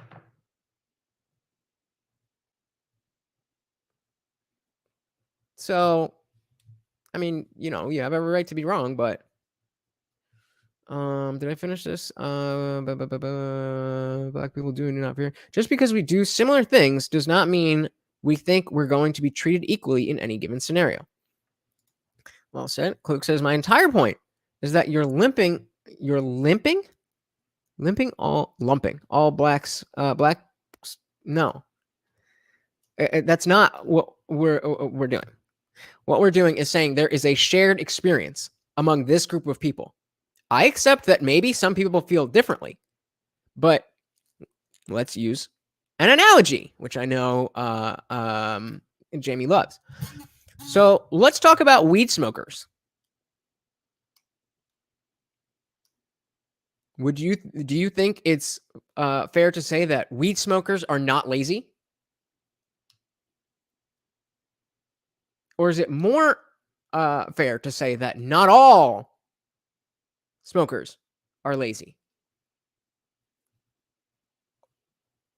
Because the point is that, I mean, I'm pretty fucking lazy, but I know a lot of people who smoke more weed than I do and get their shit done. But by and large, if you smoke a lot of weed, you're not getting a lot done. You're not getting as much done as you otherwise could have.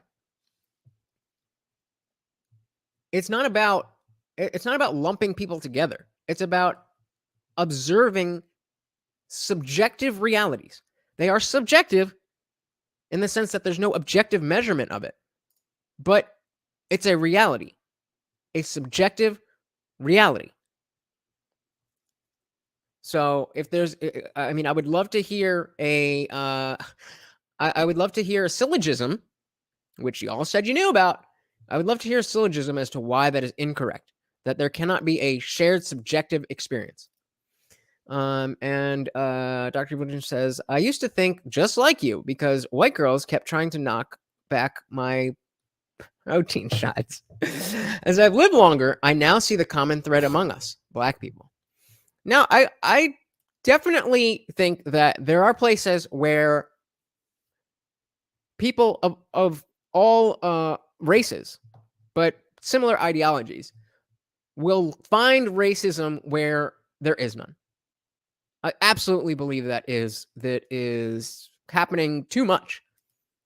But that also doesn't mean that there's no racism. Obviously, there's racism. Of course, there's racism. Jimmy, subjective also definitionally changes from person to person. Yeah. What may be true for Kluk's lived experience may not be true for Dr. Evil's. But exactly, that's what we're saying. So go back to the pot smoker thing. So subjectively, weed might make me lazy, and it might make give you energy. But it's still not untrue to say that tiredness is a side effect of smoking marijuana. That's what that's not subjective. That fact. It just the manifestation of it is subjective, whether it happens to you or whether it happens to somebody else. But it is a subjective reality that people who smoke pot are more likely to be stoners. I mean, what do you... Eel says, that said, I do believe the race card gets played way too much. Just because that's a thing doesn't change the fact that racism does exist in our society. Exactly. I couldn't have said it better myself. So now let's get into the meat. I want to long stroke you, serve you up, make sure we're all on the same page. So we've seen Kevin Samuels, and we've seen that the male voice that we're about to hear here is not welcoming to anybody unless they are Black. Does that mean that's not important information? Does that mean it can't help us? Does that mean the message is something that shouldn't be perpetuated? And I want you guys to pay attention to the difference in approach and how that affects the conversation. Kevin Samuels was, right in there. And we need to talk is, holds their feet to the fire, but is a little bit more gracious. And I think that there is not only room for both, but that in the same way a lot of people needed the Kevin Samuels style, a lot of people didn't. The link in the chat if anybody wants to come up, if y'all have questions, if y'all want. Wrong one. Better. Yeah, I want to feel so aligned. Can you stop blowing up my game, dude?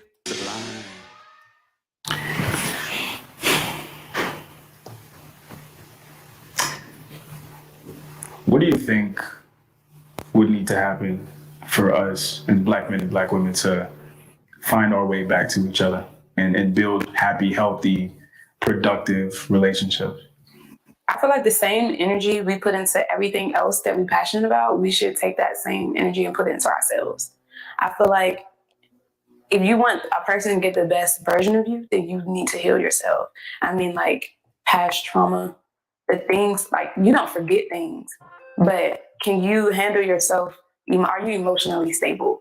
Like if something that once triggered you from again, are you going to know how to handle it, or are you going to allow that particular thing to trigger you the same way it did back then? Because if so, then that means you're not growing. And I also feel like that comes with self-love, but learning yourself. Like I feel like if a lot of people took time to learn themselves, then a lot of bad relationships would end, because now you're attracting what you are. And I'm not saying a person just like you. I'm talking about a person that is compatible with you. A lot of people date, but they aren't compatible with each other.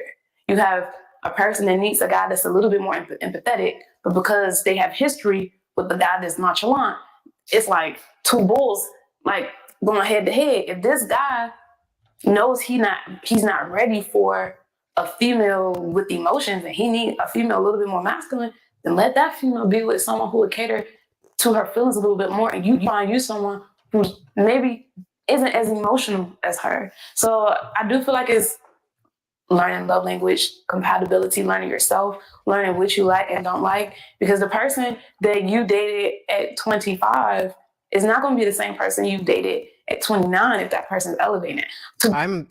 Is it just me? This is like, I need Kevin to come in and be like, get to the point. Be honest, the person I was this week won't be the person I am next week if I'm That's facts. Elevating. So dig into yourself. Learn yourself. Learn what you like. Learn what you don't like. Date.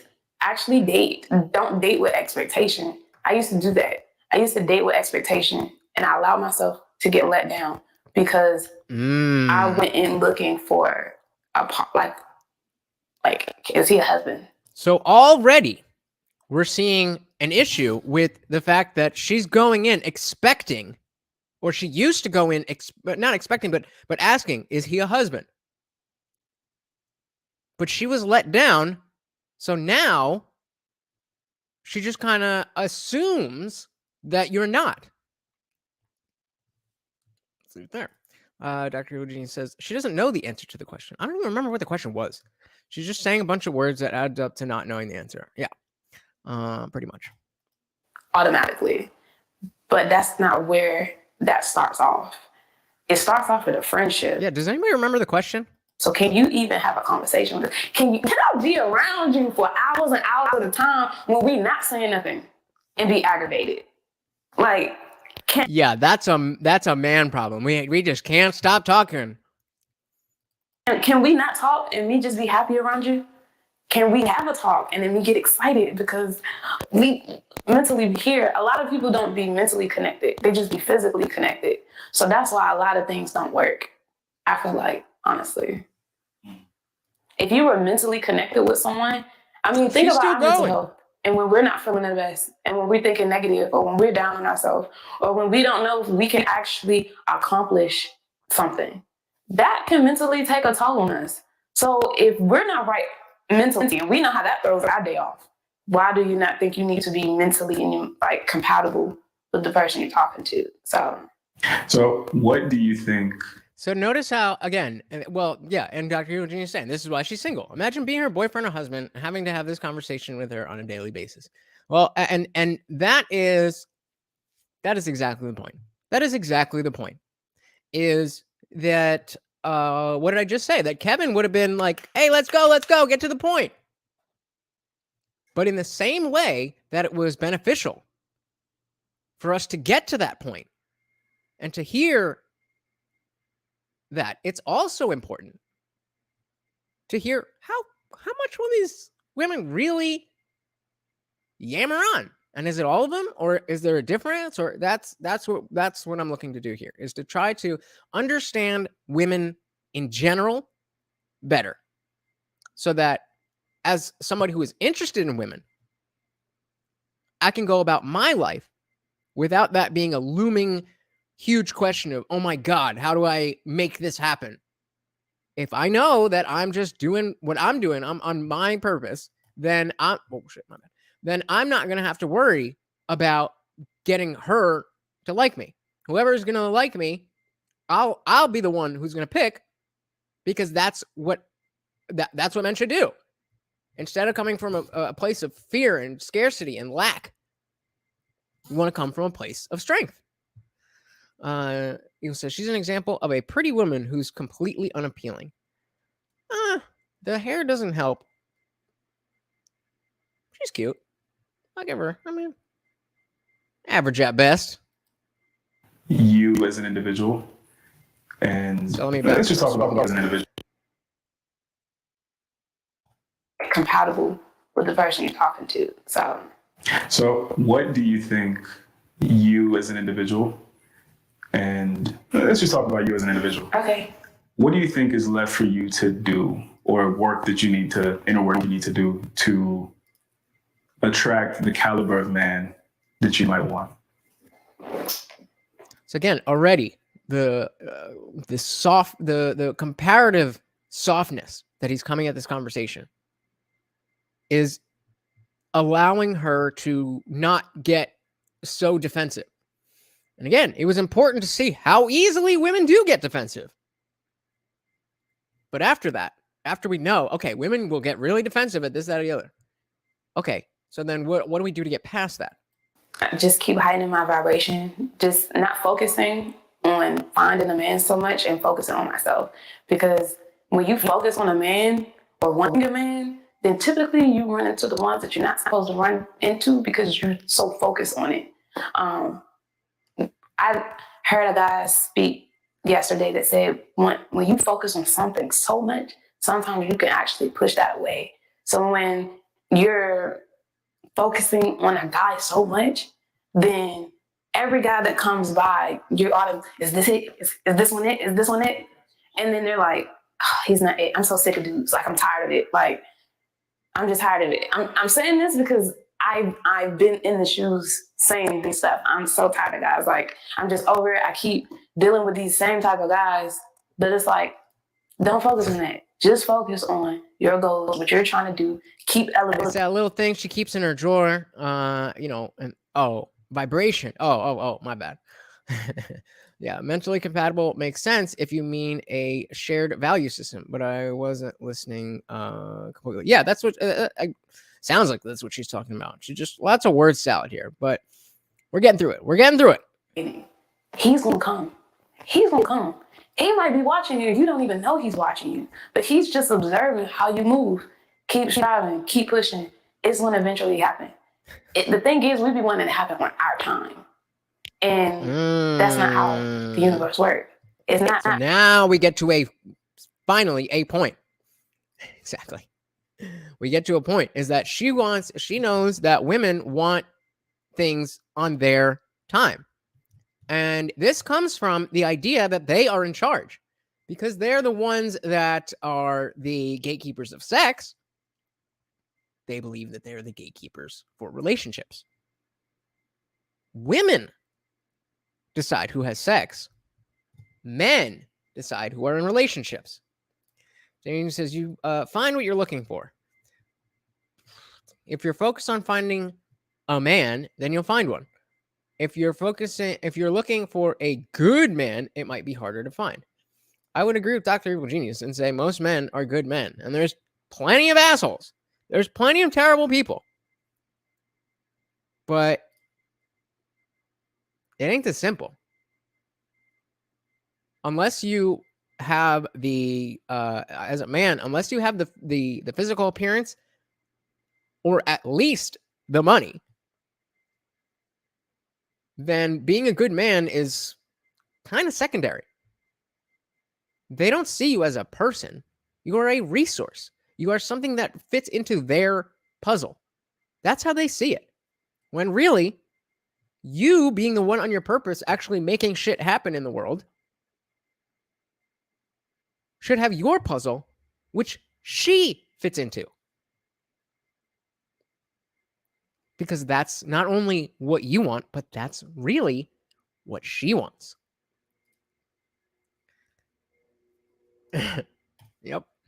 Dr. says, good men aren't hard to find. Good men who are above 6 feet and make $100,000 a year and have a schlong, that's hard to find. Yep. They say it's hard to find men because most men are invisible to them. So, yeah, it's hard to find invisible people. Put your X-ray goggles on or some shit. I don't know. Your time is when you're ready for that. We be wanting stuff that we're not ready for. Because if you get that good man that you asking for, you get that good woman that you asking for, are you going to be ready for that? We don't always be ready. We be thinking. Well, exactly.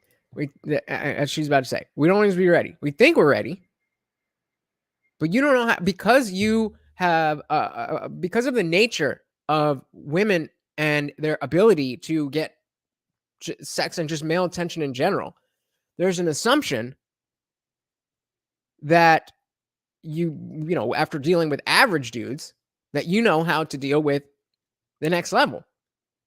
And it's a different game. Dude down the street who lives at home and he's tall and he's got a big dick and blow your back out, but don't have anything going for him.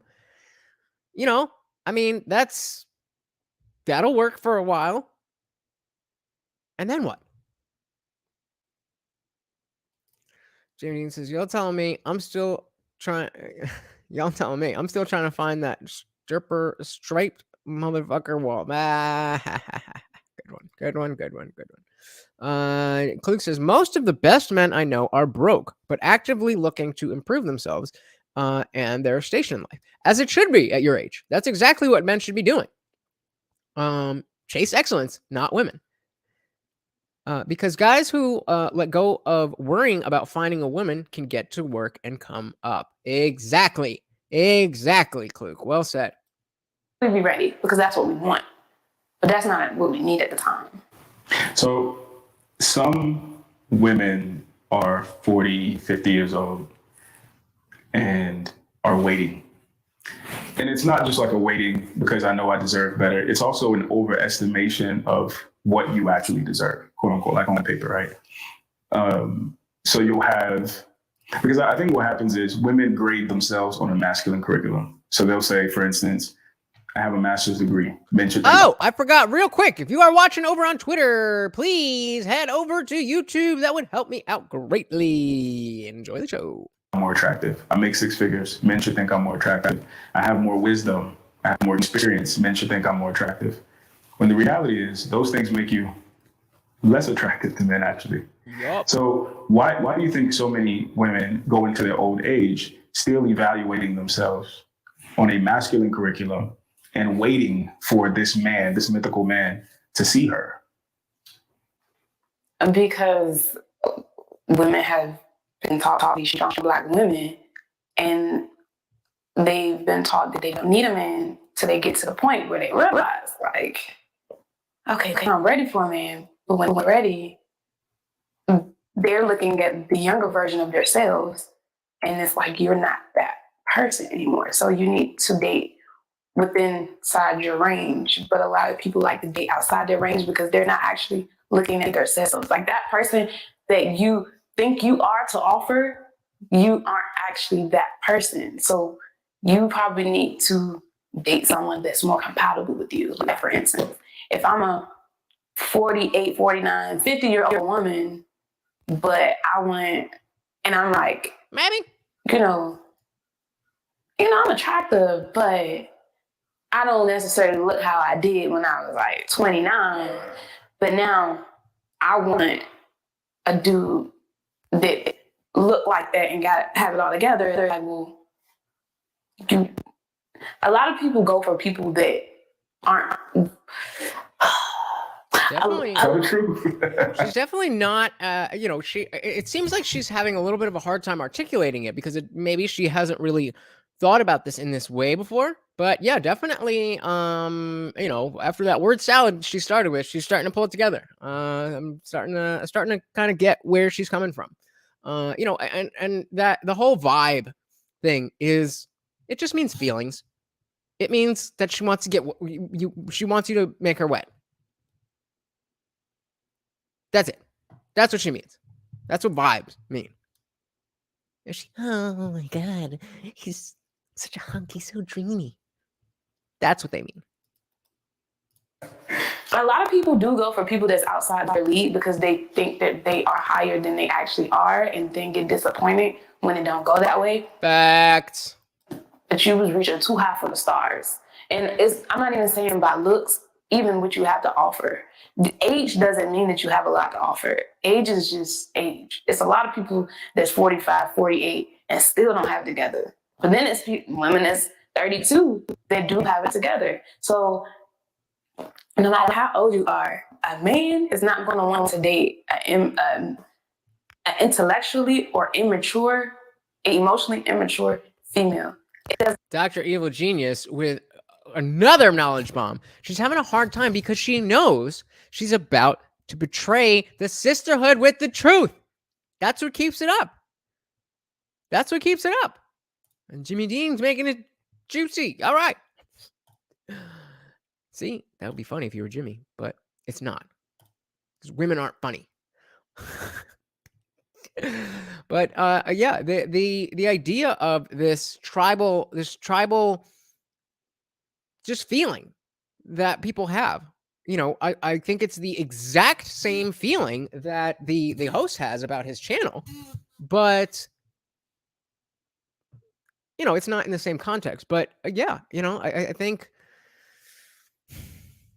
it's tough to tell the truth when you know that people are not going to like the truth and that people are specifically avoiding the truth and people live on the lie. Then you don't want to burst that bubble because they all know it. I think the male equivalent is not going to the doctor. And you're like, it's probably fine. I've never, ever, I don't have I'm 32 years old. I don't have a GP. I don't have a doctor that I go to. I mean, my dad is a doctor, but he's a surgeon. He's not like, and he practices in New York. So it's not like, you know, he's going to be operating on me. And luckily, knock on wood, I've been pretty healthy. But there's definitely been times where I'm like, oh shit, I should definitely go to a doctor. And then I was just like, it'll probably be fine. That's what I think is the equivalent for women dealing with, you know, with men, is that if I just don't think about it, if I just don't say it out loud, then it's not real. Yeah. You're a big disappointment. But you have the chance of the redemption. And all you need to do is be who you really are. Doesn't matter if you 30, 40, 50. And I'm talking about a man. A boy, he'll put up with it because he can be like, I'm just about to go to my other shawty house. When you calm down, I'll be back. But a man is not going to deal with that. Like a man, because his peace matters. So because his peace matters. So whether we're talking about his peace or his peace of mind or his tranquility peace, that matters. And when you know that you don't have to deal with terrible women, which is something not a lot of men realize. You don't have to deal with horrible women. You can just not. Now, if you are not, you know, if you're average at best, then, and that's all you can get, then, you know, you can choose to deal with them or not. Or, and you can choose to just put it off. And like she's saying, become that guy. Become that guy. That your peace matters. In whichever way you want it to mean. Claps for this woman. Yeah. Yup. No, like a man isn't going to prioritize your master's degree or your experience or your six-figure job. I'm what a do you PhD. think that type of man does prioritize when he's looking for a woman? So now we're getting into the actual Kevin Samuels-esque style conversation. What do you think that type of man prioritizes when he's looking for a woman? Depending on the guy, but can you do I feel like you'll make a good wife? Do I feel like you'll make a good mother? Mm-hmm. How do you make me feel? Do you bring me peace, or do I feel like you adding more to my stress? Facts. Damn. Nail on the head with this one. She knows exactly what she's talking about. Now, we have to ask, why is she still single then? But the fact is, women aren't stupid. We as a society have just allowed them to live in a way that doesn't best suit them or us. And that's become the norm. So we can just continue that. Or we can highlight people like this. I feel like those are the top 3. Yeah. Damn. Right. Yeah. You got it. Yeah. You got it. Huh. What are some final thoughts, final words? What do you think is Black love, Black men and Black women being together? Is that a worthwhile pursuit? Or do you think it's too late, or we need to just, women need to divest, men need to go to Thailand? Like, do you feel like we need to reinvest back into each other and try to rebuild the Black family? So again, this is where it comes in that I'm like, okay, that's an interesting question to me intellectually. And I'm not saying don't take the conversation there. That's your channel. That's what you're doing. That's not what I'm saying. But that is where I get, I kind of tune out, for lack of a better term, because okay, now we're localizing this conversation to what isn't as relevant. But if you pay attention and you do care, people are still people, and Black people might have a different experience than other people, but that doesn't make Black people not people. We have a lot in common when it comes to, specifically when it comes to sex and dating and all that stuff. Eel says it has to be the hair and the word salad that's keeping her single. Yeah. She's good looking without the chaotic hair. Yeah, I agree. Click says I think a lot of men stay with shitty women because they make the mental calculation that negative attention is better than zero. Than the zero they used to get, unfortunately. Hey, we got Semper in the building finally. Oh man, I was like, who is that guy? But welcome, Semper. Yeah, we're just talking about relationships, and this person is talking specifically about Black relationships, but I feel like we can open that up, and there's a lot to be learned from the Black people in the space of making content for men, even if you're not Black. Finishing up what Click was saying. Vicious cycle, insecurity. Absolutely. Fear, scarcity, and lack. If you don't feel like you have to have some woman, or you're a loser, or you're gonna die, or whatever, then you're gonna operate very differently. And that difference, these women can smell it from a mile away. I feel like your soulmate, who you're supposed to be with, is who you want to be with, no matter if they're Black, Asian, Caucasian, Indian. Who you're meant to be with is who you're meant to be with. But I do feel like, as a culture, we need to stop breaking each other down. If this isn't for you, then don't let it be for you, but don't tear this person down because it's not for you. Everybody's not the same. Everybody's not like, I'm not for everybody. So Dr. Evelyn Genius disagrees and says, I think it's the exact opposite. I think men stay in shitty relationships because they want to make it work. Interesting. And have regular in-house access to relations. I think I don't think those are mutually exclusive. I think it's, I think both things are at play, and men love to complicate their lives and justify why. That's Rich Cooper right there. And then, of course, the Eagle says, I think women tend to stay for attention at any cost. And that's why they monkey branch. That's why if you find your woman talking to other dudes, just let her go. She's already gone. She's already gone. Women don't operate the same way that men do. Men can, and not all men, I can't.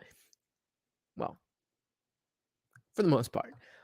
I can't, if I'm like really into somebody, then I don't really have as much of a desire to talk to other women, because I'm like, oh, I know what other women are like. You're dope. I'm trying to talk to you. I'm not perfect, but I've never technically, I've never cheated on anybody. So, and yeah, definitely both of you guys are narrowing in on different aspects of what is, a serious problem. So, we've got some wisdom from her. She is not, some dumb broad. And so I want to move to another this is the very first in the series, the very first video. I wanted to show something a little bit, that had some meat to it first. But this is the very first Kevin Samuels started this conversation, and it's titled The S Word. Who knows what the S word is? Come on, I know you know what the S word is. Nobody? Come on, I know you know. I just want to build with you. Black girl, tell me how you really feel. I just want to keep it real with you. I want to live better, eat better. I want to love better, sleep better. I want to feel so aligned. Sublime. One time for the state of mind. 2 times for elevated rhymes. No architect when I lay design. Why are you smiling? I'm scared. All right. Okay. And again, you have to speak for Black women. So this has to be a... Wrong, guys. The S word is submission. Submission. Yeah. What is it called? Femme noir perspective. Okay. Why does the word submission trigger y'all? I feel like these questions aren't that difficult. They're not. It's difficult from... I chuckle, but it's interesting. Because remember, this is the first one. So, putting myself in her position, if I'm coming to do a video about Kevin Samuels started this conversation, I'm going in with my dukes up. So she said, hey, that's not that difficult if you just ask it in a nice way. Okay. All right. But we got to be real. We can be nice about it, but we got to be real. Ayo says, doesn't look like submission is a word anyone should be saying to that women on the couch. Well, if she... I'm not going to say that. From a woman's perspective, because women don't want to wrap their minds around it. Ow. And I think that's why women are not okay with that word, because they don't want to inherently accept, well, how do we get there? How do we get to this point? If we're not even willing to accept the word, we're definitely not going to be willing to accept what got us to being icky about that word. Icky? We are the most helpful and kind, unhelpful motherfuckers on this planet. A woman will go to the death for her friend, and they will create the most cozy space for their family, the most endearing space for their best friend. Yo, I hope she's about to drop this bomb the way I think she is. I hope. Where the fuck is my mouth? I hope. If she does this right, I'm about to stop and clap. For some reason, when it comes to men, yup, it's woo! A pit that you get in your stomach, like, oh hell no. Nah. And I think it's also like, what are my friends gonna think if I talk about catering to my man? I can cater to my friends all day. Me, for example, I love having my friends around me, like as far as holidays and dinners and like things that make my friends feel good. I love having us all together. We're all like that. All of my friends, we have a tight friend group. We're all like, yeah, that's what friends are. We just like having each other together. And thankfully, I don't have friends that if I were to do that same thing for a man, that they would look at me different. But I could see like a feminist or a woman that doesn't think that men or they inherently don't think that men are deserving of that feminine submissive energy. I can see them doing those things in that same setting for their friend or for a family member at Thanksgiving, making it warm, lighting candles, this and that. And then maybe going home to their man and being like, oh, don't talk to me like that. You're talking to me to make your plate? Fuck no. Just acting wildly different. So those like small little things, like we, I think as a society, have a way of blowing things up bigger than what they really are. Like submission doesn't have to mean I'm getting on my knees for you. Like that's not what it has to mean. Like it doesn't have to mean like you see in movies, like slaves being like, yes, okay. You know, it doesn't have to be like that. Like, why is it that submission can't be the little subtle things, like simply, can you hand me that, babe? Or that is what it is. That's precisely what we want. Is just when little shit comes up, as you said, y'all tend to blow it way up. Jamie says to Kluke, Perry Piper is a renowned feminist who has a great TED Talk about women and submission. Her debates are on YouTube. Just Google. Oh, Jamie. Oh, come help me Jamie. with something, and you listening to the directions of what they're saying.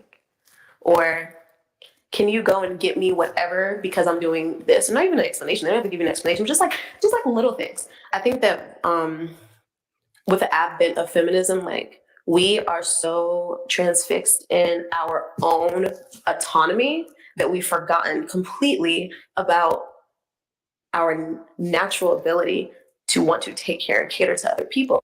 Woo! I like this girl too. Feminism has taught women to be so concerned about what makes them happy in the moment that they forget about their own nature. And they change almost on a genetic level. That's obviously hyperbole, but you know, it's like, this is what you were born for. You are way better at this than me. Why are you trying to do the things that I'm good at better than me instead of just doing your own thing? Oh, Kluke says, yeah, I hear you, Jamie Dean, and I raised you an even more popular feminist by the name of Riley Reed. It doesn't necessarily have to be a mate or a partner, but we have a Who's that? Natural ability as women to want to take care of other people. Feminism has like inserted this level of selfishness inside of us where my autonomy and my ability to be independent is king. That's what it is. And whenever I prove in a social setting, because usually it's a social setting, right? With these, don't do this like stuff and by yourself or whatever. But in a social setting, if I can prove that I'm the smartest, or I can prove that I did this thing on my own, it's like an accolade or it's praised. So we got Dr. Evil Genius says, I don't think women have forgotten. They try so hard to fight against their nature. They're obsessed with trying to defy it. Yeah. I mean, hey, Bomboon, you know, I wouldn't say no. I would love that. Yeah, sure. I mean, definitely once there's more people in there, it's going to be popping. So, yes. Jimmy Dean says, third wave feminism is the worst thing that's happened to women. I and my sister, also a woman, agree. We've also like, I don't know if I want to stop here, if I want to keep going. Yeah. Wait. What did she just say? Why did she just... Accolade, or I can prove that I did this thing on my own. It's like an accolade or it's praised. Right.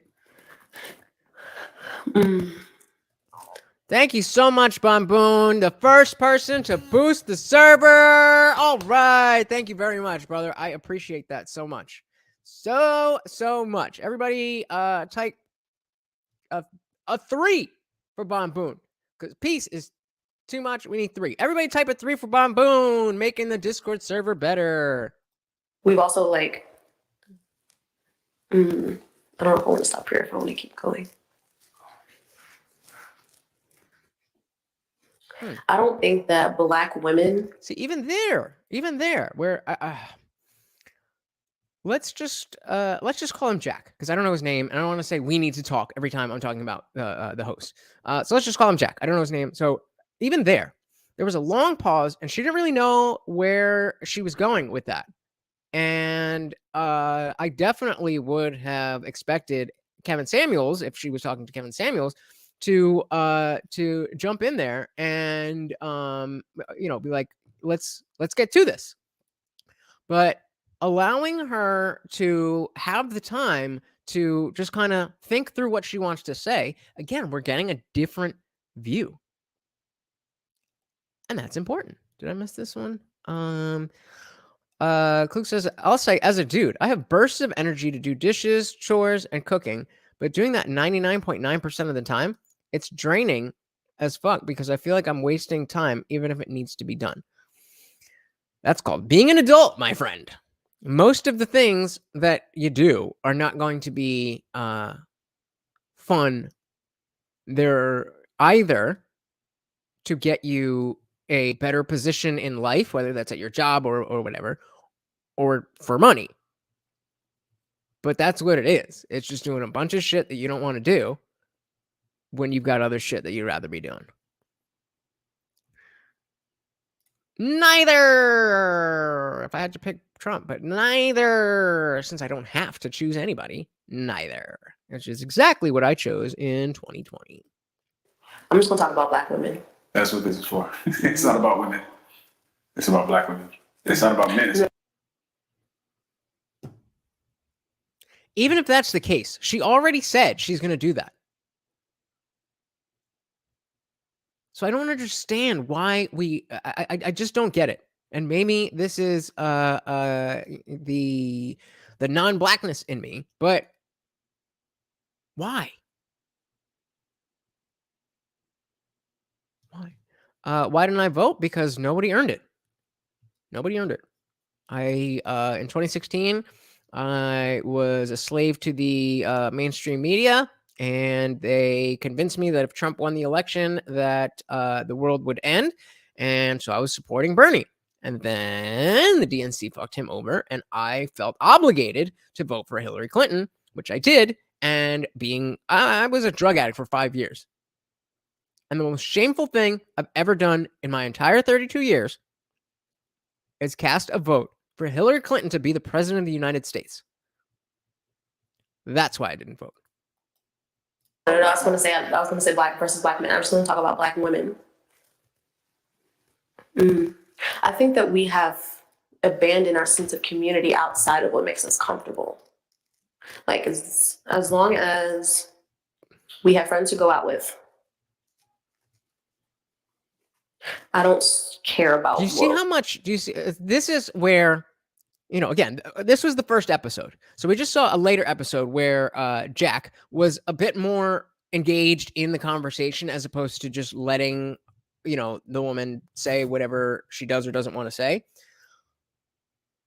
That's, the flip side to letting them talk and just, say whatever, is that sometimes you do need to step in and get the thing moving. Like, especially, in this context where it's your channel, you're trying to present something. She's not saying anything, dude. Give her a prompt. Ask her a question. You so much. Like, I don't care about sacrifice. As long as, like, my lifestyle is comfortable, I don't care about sacrificing anything for my, like, the community. I think that a lot of us, I have a goddaughter, and we do the best that we can to provide a pretty solid community for her. But I still see, like, sometimes my selfish ways, especially when I was younger, because she was born, I think, maybe I was like 2021. When I was younger, I was like, no, I want to go out. Like, I want to party. I have zero regard for even though she was young, thankfully I grew out of this because she's 6 now, but I have zero regard for this child and her well-being. I just want to go out and do whatever I want to do. But here's the thing, Jamie. You got buns at home, don't you? So that kind of changes the situation for what's important to you and why this would or wouldn't matter to you. Not all of us are that lucky, my friend. Not all of us are that lucky.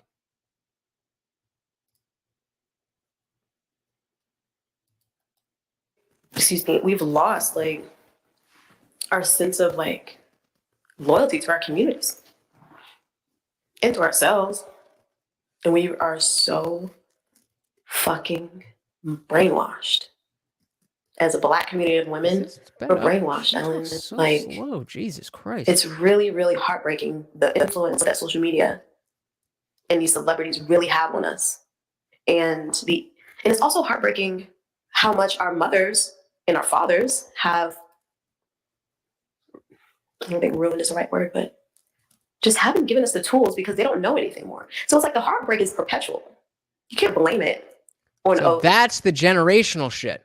That's the generational shit. When you are young, you're young and dumb, and you have a kid at whatever age,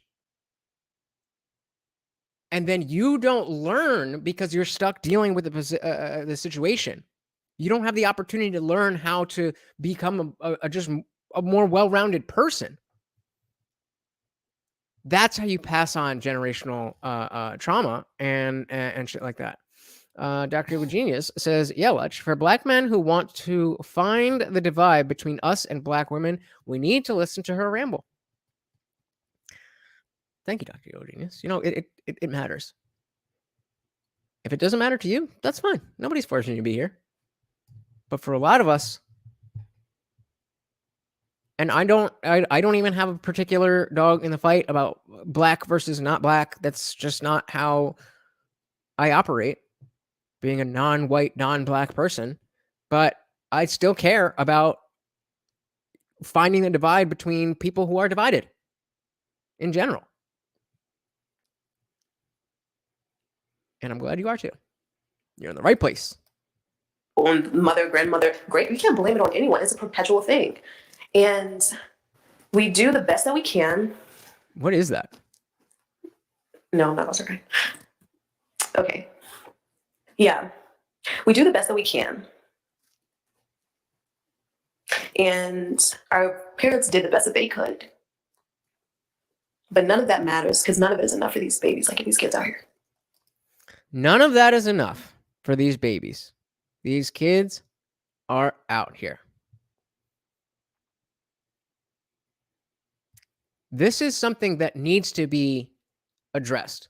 Because even as I say, like, okay, I don't have a dog in the fight about, Black community, this, that. That's not how my brain operates. But if it's Black families that are at the bottom of whatever, living in bad situations, are not getting schooling, are committing crime, whatever it is, that's another divide that I care about. Not because I want to catch the damn whatever. It's not that. It's I want a better world for us. All of us. And I mean, it's easy to want things. It's easy to want things. But who's actually willing to do something about it?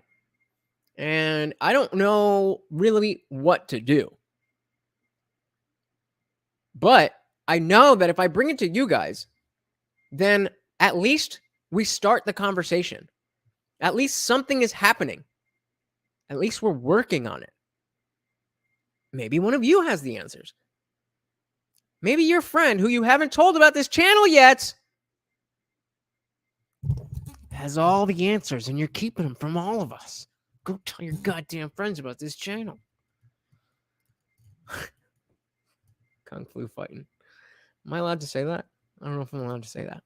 So this one is, we're not going to do too many. I have a couple more, and we're not going through the entire one of each thing. I just want to get, kind of a flavor of a couple of different types of conversations. Yeah, we're not going all night tonight. Not going to happen. Especially if I am to wake up for UFC tomorrow, which I am not promising. Anyway, so this one's called "Don't Just Buy Me Flowers Because I Want Flowers." Don't just buy me flowers because I want flowers. They count. Black boy, tell me how you really feel. Cause I just wanna build with you. Black girl, tell me how you really feel. I wanna keep it real with you. I wanna live better, eat better. I wanna love. Type a Y if you like the song. And type an N if you don't. I'm just curious. Love better, sleep better. Yeah, I wanna feel so aligned. Subscribe to me too. I can't me. speak or think for other Black women, but I feel like that's what irritates me in my dating life now with Black men. Like when they try to do that whole macho, like tell me what to do thing, like I want you to be a little bit more agreeable. So where did we just come from? Where did we just come from? The S word. And already she's coming in hot. I ain't submitting to nobody. How dare you? So we got two. No, nobody likes it. I think it's a nice little jingle. Jamie, maybe the next one. Not necessarily like passive to where I'm dictating everything. But I like it when it's just like, oh, can you do this? And it's like, okay, rather than that's what you're supposed to do. Like that's annoying. Well, it's two things, and I encourage women to be as empathetic as they want us to be. Number one, like I said, throughout history, Black masculinity has systemically been challenged, right? And the fact that our community now is a matriarchy, most of our leaders in the home are women. So the image that's popular is the woman being in charge, right? But on top of that as well, these traits, these endearing, nice traits that we're talking about we wish men had, women are not selecting for those traits. They're not selecting for those traits sexually. Good eye, sniper. They're not selecting for those traits, as far as a time investment standpoint. But what they tend to do is that dude who's actually a good friend, good dude, good solid person, you got him saved in your phone as the food guy because he doesn't excite you.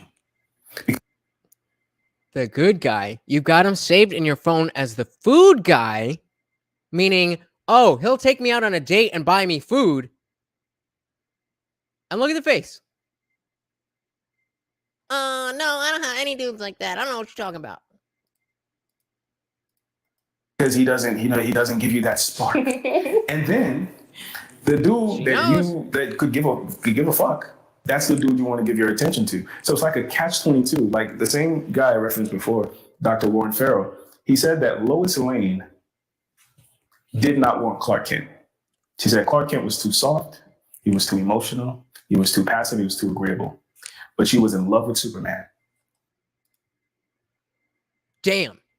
I just watched this video fucking 15 minutes ago. I forgot about that point. Lois Lane didn't want Clark Kent. Clark Kent was a fucking nerd. But Superman, he's always in trouble. He's always off doing something. He can't ask you about your day. How you expect Superman to sit around? How was your day, honey?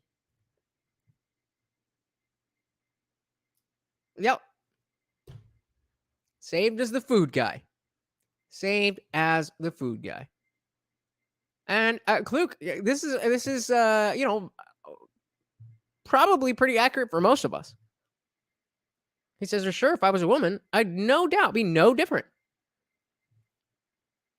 This is the world that we as men, not us particularly, but just as men, we have presented this world to women in which to grow up and understand correctly that they can do this.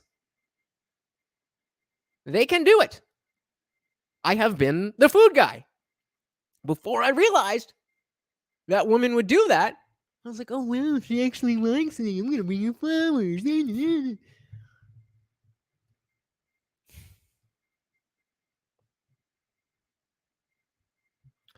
Guys, don't be like me. Be better than me. I'd definitely be better than Kluk. I agree with this. Dr. Virginia saying no one respects male feminists, especially the female feminists. And I certainly wouldn't call Kluk a feminist. And I don't think that he is giving them an excuse. I think as far as I read it, it just makes like this is why so many women belong to the streets, because it's so easy and it's so accepted and it's so normal. Why wouldn't you? Especially, you know, like Gen X, when there was nobody hit the wall yet. They didn't know about the wall. I mean, they knew that 35 was a geriatric, whatever, but they didn't think about it like that. Why wouldn't you? And now Gen Z is just open sexuality. Like, what? You're not having sex with 3 different species? What a loser. And when she finally got Superman, she wanted him to be more like Clark Kent. Oh, why can't there be a balance of both?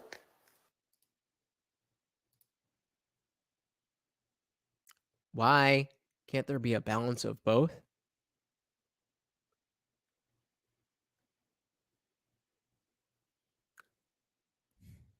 So Superman is not enough for you.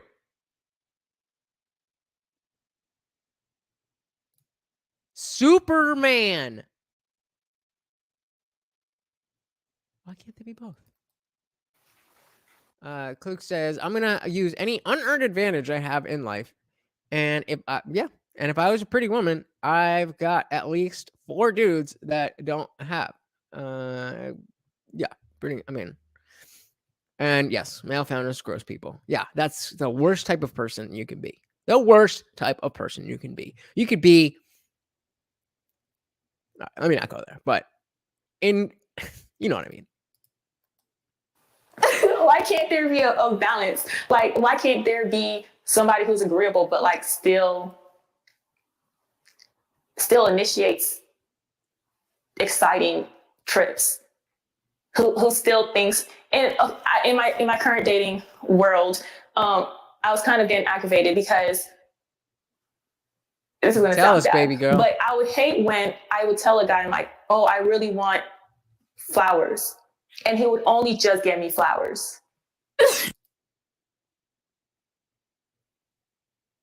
She already knows. She already knows. But how ridiculous! I know. How dare you do the exact thing I asked you to do? How dare you? I know exactly how it sounds, but in my mind and in my thinking, it's like, I don't want to just tell you exactly what to do. I'm not trying to mother you. I would like the flowers. I'm not saying the flowers is what's wrong, but I mean, again, I don't have the best relationship with my mom, but I haven't bought flowers for my mom outside of Mother's Day in ever. I hate when dudes do what I want them to do, but not what I want them to do. Yeah, exactly. James, I feel like I've heard the same talking points on the Talking Shit podcast. You also do a collab. That's a good idea. Why couldn't you give me flowers and chocolate? Why couldn't you just go the extra mile to think? Go check out the Talking Shit podcast and subscribe. Outside the box, rather than just following in my exact footsteps of what I'm telling you that I like. Because there was this one dude that I dated at one point, and I would have conversations with him, and not saying that I wanted him to do certain things. We'll just be sitting in the car having conversations about God knows what. And I would mention like, yeah, like it's been a while since I read a book. I really just miss reading books. It's been a while since I read a book. Bitch, you haven't read a book since high school. Come on. Every Mother's Day, Christmas, even Father's Day. Jamie Dean says, she's guaranteed flowers. She deserves them. Doesn't she? She's just so strong, so brave. Eagle says, this is a woman I desperately want to get 0 attention from men. She should get nothing and cry alone about it. Savage. Luke says, why couldn't a dude just bankrupt himself to give extra gifts every time she asks for something, which probably happens at least twice a day? Yeah, that sounds reasonable to me. Like, for this? Hell yeah. And the next day or within the next few weeks, I would get a good book on my table along with some candles or something to just put me in a mood. That was great. It was not only the fact that you're listening to me, but like you are trying to encourage that behavior, not just getting me what I tell you I want. I'm gonna let him handle this because I just women vote with their attention and with their vaginas. Wow. Women vote with their attention and their virginers. I mean, what else can you say? So going to natural selection, women have voted that height is something worth selecting for. I want tall offspring. So if you're a tall man, you're gonna mate faster than if you're a shorter guy. Cool. The problem tends to be that the things that women claim to want and the things that they're selecting for. Remember, he said, notice he said claim to want. That is an important word. What women claim to want are two different things. Two different things. I claim to want that guy who's attentive and who's going to fill my desk up with flowers because 3.5 months ago, some random conversation, I mentioned it. I claim to want that guy. That guy might look like Steve Urkel, but I don't want Steve Urkel. I want the quarterback of the football team. I want the CEO of this company. I want Christian Grey. I mean, you still have to be attractive. I understand. I understand that, but right over her head. Right over her head. Right over her head. The fact that there are guys who will do exactly what she's asking for. But not the guys who don't have to. The guys that you want, you don't understand. You don't get it. Honey, sweetie, baby. You're the one competing. Why can't he just give me everything? And I'm not doing this on purpose, but what a great pause. Let's just sit with that for a minute. I'm with that. Let's just sit with that for a second. My point is, and I say this all the time, men love more authentically than women because women are in love with an idea of a man, not a man. Whoo! Let's run that back because that is super fast. Men love more. I understand. I understand that. But my point is, and I say this all the time, men love more authentically than women because women are in love with an idea of a man, not a man. Men are the true romantics. Men are the ones that you see doing crazy shit in the name of love. Women love conditionally. Women love you as long as you're providing XYZ, whether that's good dick, whether that's rent, whatever it is, as long as you're providing something. But as soon as that dries up, you got a good job and you got fired, she's looking around. She's like, hey, remember when we had lunch with your coworker, Ricky? Isn't he single? Let's have lunch with them. Next thing you know, Ricky's blowing her back out. Women want the CEO who's running a multi-million-dollar company, but has time to remember all my birthdays and is at every single dance recital. That's two different dudes. Yup. And unfortunately, what we ask of our black men is to be supermen. Because it doesn't matter what we do, it's never good enough. And remember, originally with the analogy, she said, why can't there be both? Superman's not enough. Superman's not enough for me. Superman is not enough for this. Okay. Whatever you say. And you claim to love us. That's why a lot of these black men are upset. Do you understand now? Is it starting to come together? Why despite the fact that I am not welcome to be watching this, that I really appreciate this work.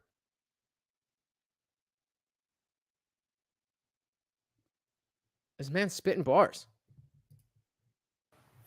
and you claim to love us. That's why a lot of these black men are upset. Because you have black men who've turned their lives around, changed this about themselves, changed that about themselves to make a woman happy. And she ends up still not being happy and still not even giving him the benefit of it's the thought that counts. Yup. Because in your head, you're only thinking about how hard it is to be a woman. It is incredibly difficult to be a man. And there's not enough appreciation for what it means. Because the whole time, you feel like you have it figured out better than we do. Yup. Why can't I be both? Why can't you be the dude who wears a Nike suit on Monday and then you wear a suit on Tuesday? It's ridiculous. It is actually, it exists.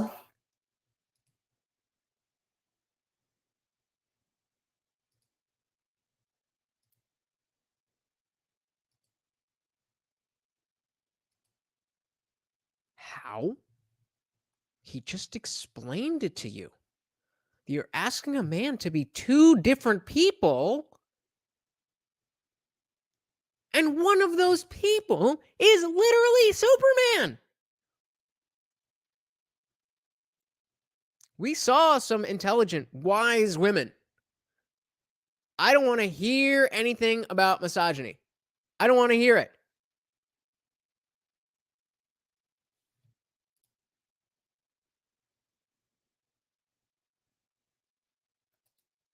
It exists. So, Dr. Evil Genius says, I'm over 6 feet tall. Lucky you. And I reject women with height requirements. We appreciate that. The short kings appreciate that, my tall friend. Kluk says, requirements for sure, reject. Requirements for sure. Requirements for sure reject, but even good women like a tall dude. It's just another thing to attract women, which includes the kind of women you want.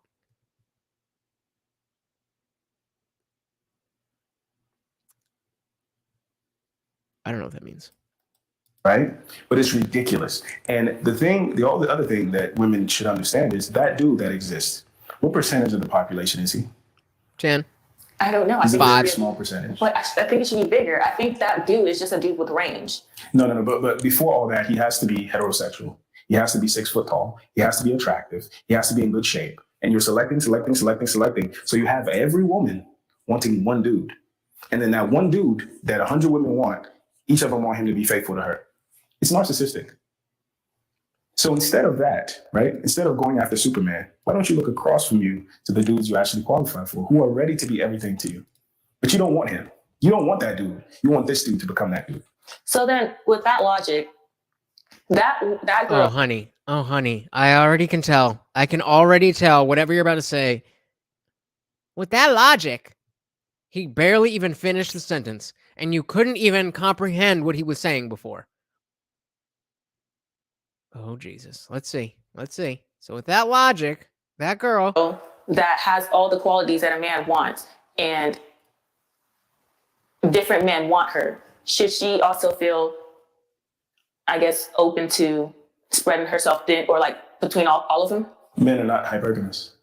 Because you're describing hypergamy, but with men. Men are not hypergamous. No, I'm not saying like necessarily like, oh, she has like 8 figures or whatever, or 6 figures, whatever, however they say it.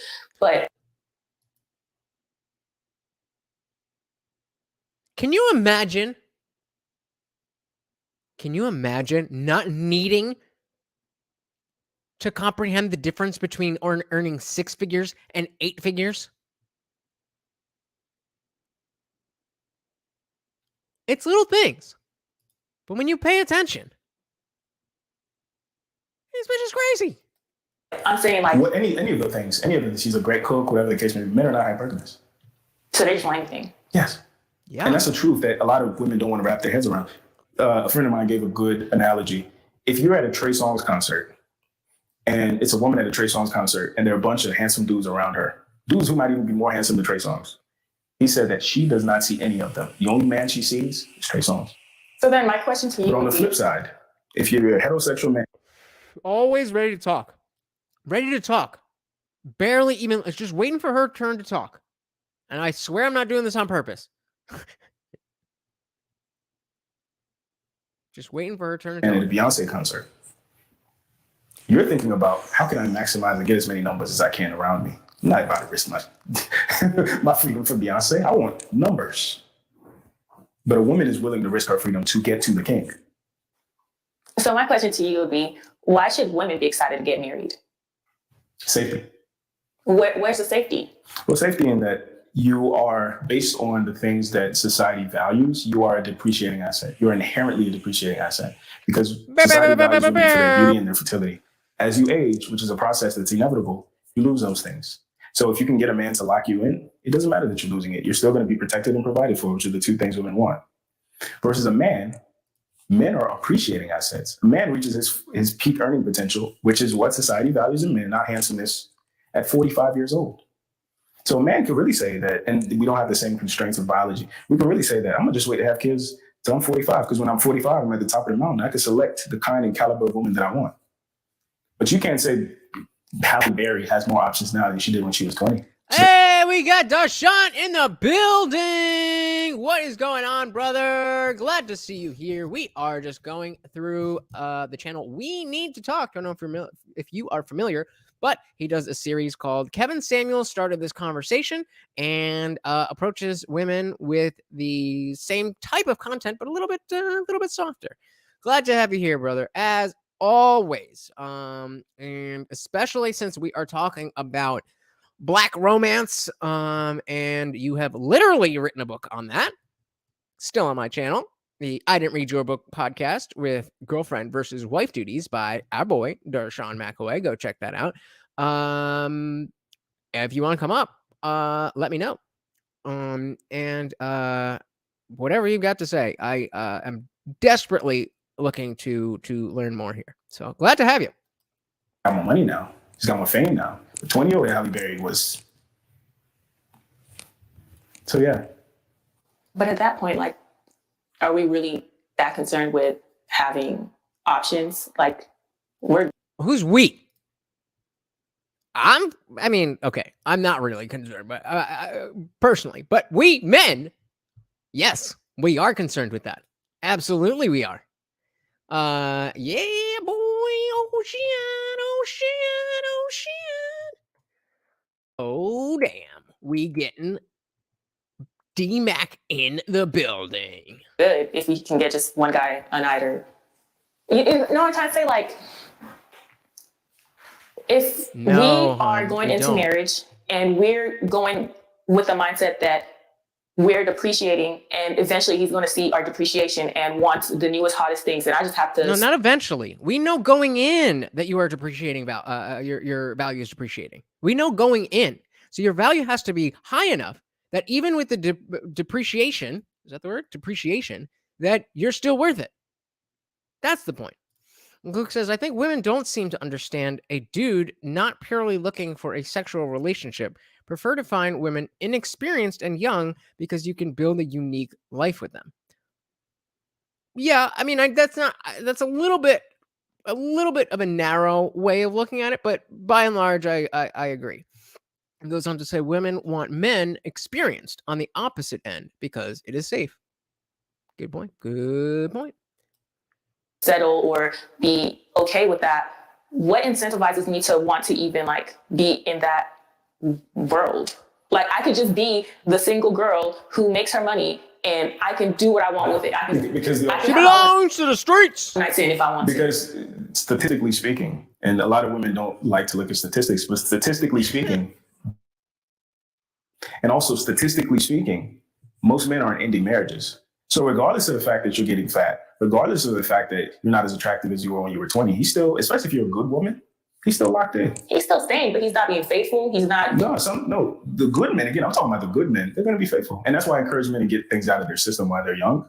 So then they can prioritize traits. Because when you get to a certain age, like the girl being fine is not even a thing anymore. It's about, okay, I'm looking to build legacy. I'm looking, your face ain't gonna help me build legacy. So I'm talking about like real, actual men who prioritize the correct things. Women, unfortunately, are planning for future while claiming to want. That's weird.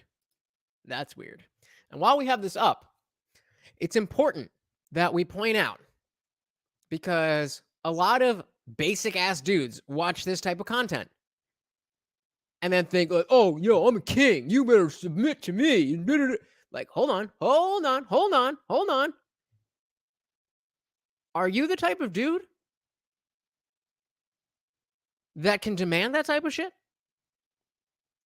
Because if you do that and she walks out the door, that's fine as long as you got another one coming. But if this is all you can get, then this whole options and like, there's levels to this game. Like, I would not expect to be in a position where I found a woman that I personally want to be with, that wanted to be with me, and that I would want to go and date other women. That does not seem at all like anything. I mean, I don't want to date women now. But obviously, I couldn't see it. There's levels to this. From the streets damage. Well said. Russell Wilson. Russell Wilson isn't going to divorce you because you got old. Future will, but that's the guy you want. So it's like you're penalizing. Shout out to Bon Bon. Look at this shit.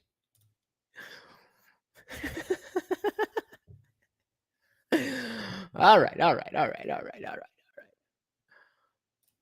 The good men based on what the bad men that you actually want. Thank you, Bon Boon. I very much appreciate that. Oh, we got him.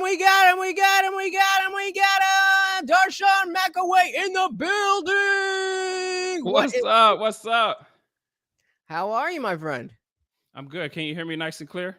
Yes, sir. So what do you, we're just talking about, kind of Kevin Samuels was the lead in. Are you familiar with this channel? We Need to Talk? Yeah, I'm familiar with it. Any thoughts? I think I got an echo. So far from what I've been seeing, you guys play this, this relationship game is a very dirty game, especially in today's time.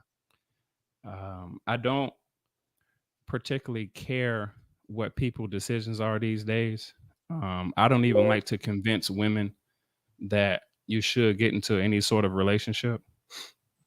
It seems as if, though, you guys are trying to, and when I say you guys, I'm talking about you too, but I'm also speaking in general.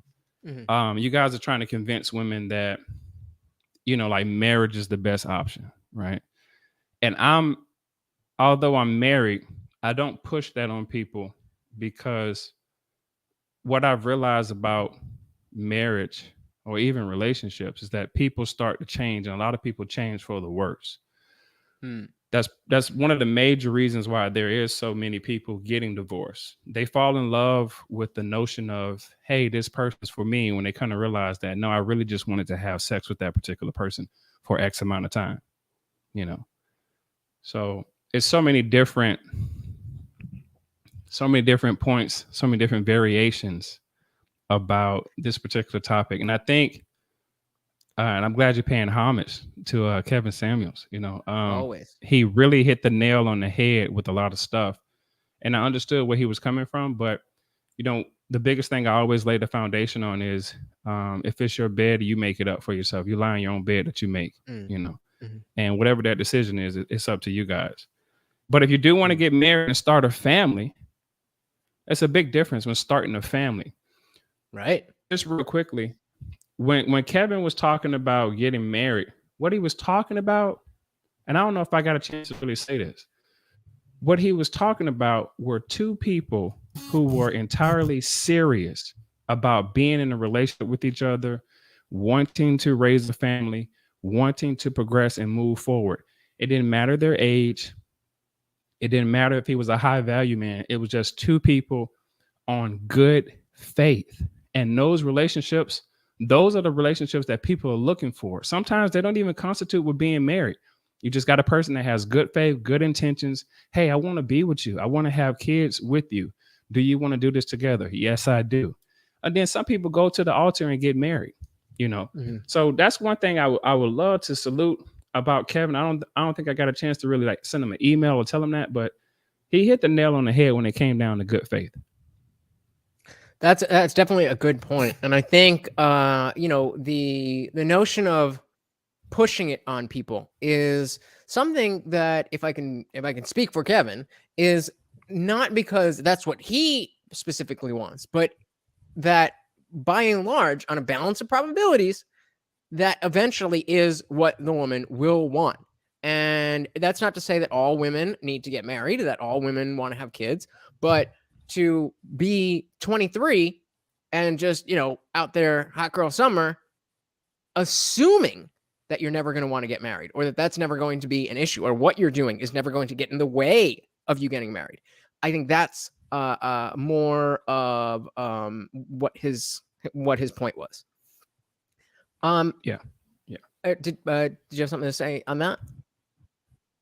No. So I wanted really want to come up and answer any question that you had. So yeah, I do. And because you know how I am just kind of out here, you know, and I found myself in a lot of black spaces because I've just resonated with the content, but I never, you know, I mean, like, I had black friends. There was black people in my school, and it's not like I lived in Ohio or some shit. And obviously, I'm not white. But what do you feel? I don't know if you saw in the beginning. We, the creator of this channel, We Need to Talk, said specifically in a stream, like, "Hey, this is a channel for black people looking for black families, and if you're not black, I'm paraphrasing, but if you're not black, it's not for you." And my, you know, my response to that is just that, like, I don't love that, because I respect that you as a black person, talking about him, you as a black person want to focus on your own community, but you're saying a lot of good things here that are relevant to everybody.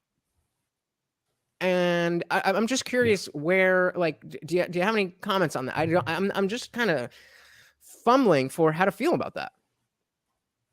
Yeah, no, I dislike when people isolate people like that. I think it's unnecessary. To answer that question, it's unnecessary to say this is a black channel for black people. I get why they're doing it. I understand it. But again, there's a lot of gems when you're talking about relationships, because what happens in the world, we kind of go through the same process. Most of us have to work. Some of us have to own a business. Some of us have to take kids to school. Some of us don't. So it's one of those things to where when you're giving good advice, you shouldn't isolate people and say, hey, this is a black channel for black men and women and black love and blah, blah, blah. It's like, no, listen, if you're giving some really good advice, let everybody take it on, you know, because it could help somebody, you know, it could save somebody from wanting to get married, you know, that type of deal, or thinking about having a baby with the person they think is right, but it's the wrong person, you know. Mm-hmm. Interesting. So I mean, that's definitely what I would have liked to hear, you know, because it's just what I was afraid of, and I was talking to Dr. Evil Genius about this before I came on. I was like, you know, I don't want to make it seem like, how dare you talk to oily black people, you know, like, that is not at all where I'm coming from, and I feel like I've done enough, and I just who I am, the way that I talk about things, that's enough to show that. But, you know, I've gotten myself into trouble with you before from just you saying things in a way that meant something to you that I didn't understand, you know, and same with Dr. Evil Genius. And thankfully he was like, oh, you got this. But I appreciate both of you weighing in. But, you know, especially you having, you know, your own book out, the fact that, you know, the closing off is kind of something that I should be just kind of brushing off. Like, okay, he said he's not making it for me because I'm not black, but I'm getting value out of it, and I think I can bring value to you guys. So, you know, whatever. That's kind of where I'm is there a delay? It's not a delay on my end, is it? You're coming in like a couple seconds after, but nothing. Oh, okay, we got to fix that. Then we got to fix that. So, you know, I could just imagine how much money I would have missed out on if I would have said that my book, Girlfriend versus Wife Duties, or even my book, Say Hello to Me, was only for a certain group of people. I probably wouldn't be as successful as I am, because in those books, there's a message for everyone. I don't know what happened to me. Maybe I got hit with the rock from out of space, but it hit me, the Ida Bing, and I say, you know what? This is a message for everyone. So when people do that, when they isolate themselves and say, hey, I'm building this channel for X amount of people that's in this certain group, I understand why they're doing it, but look how much they hold themselves back because you're covering the content and they have some gems in there for you. Exactly. Jamie Dean's got to go. I'm gonna Thanks drop for down. hanging out, I'm gonna Jamie drop down Dean. and come back up. All right, sounds good. I'm gonna drop down and come back up. Okay? Yeah. All right, we'll hop back into the video in the meantime. So yeah, I mean, you know what? So quickly to just give that the attention it deserves. This is why I don't like that this talk of this is a black channel for black people, but I don't have anything against it. It's just personally, I don't think that that is the best way to go about doing what it is that you're trying to do. Now, I could be wrong, and maybe focusing on the black community specifically is, you know, good in some way for business. But as Darshan was saying, it seems like if you have an important message, not only do you not want to exclude people, but the opposite. You would want that message as far and wide as possible. Target brand. It's all the same. So let's back this up a couple of seconds so we remember where we are. I sure will. But that's the guy you want. Oh, yeah. We're talking about future. So it's like you're penalizing the.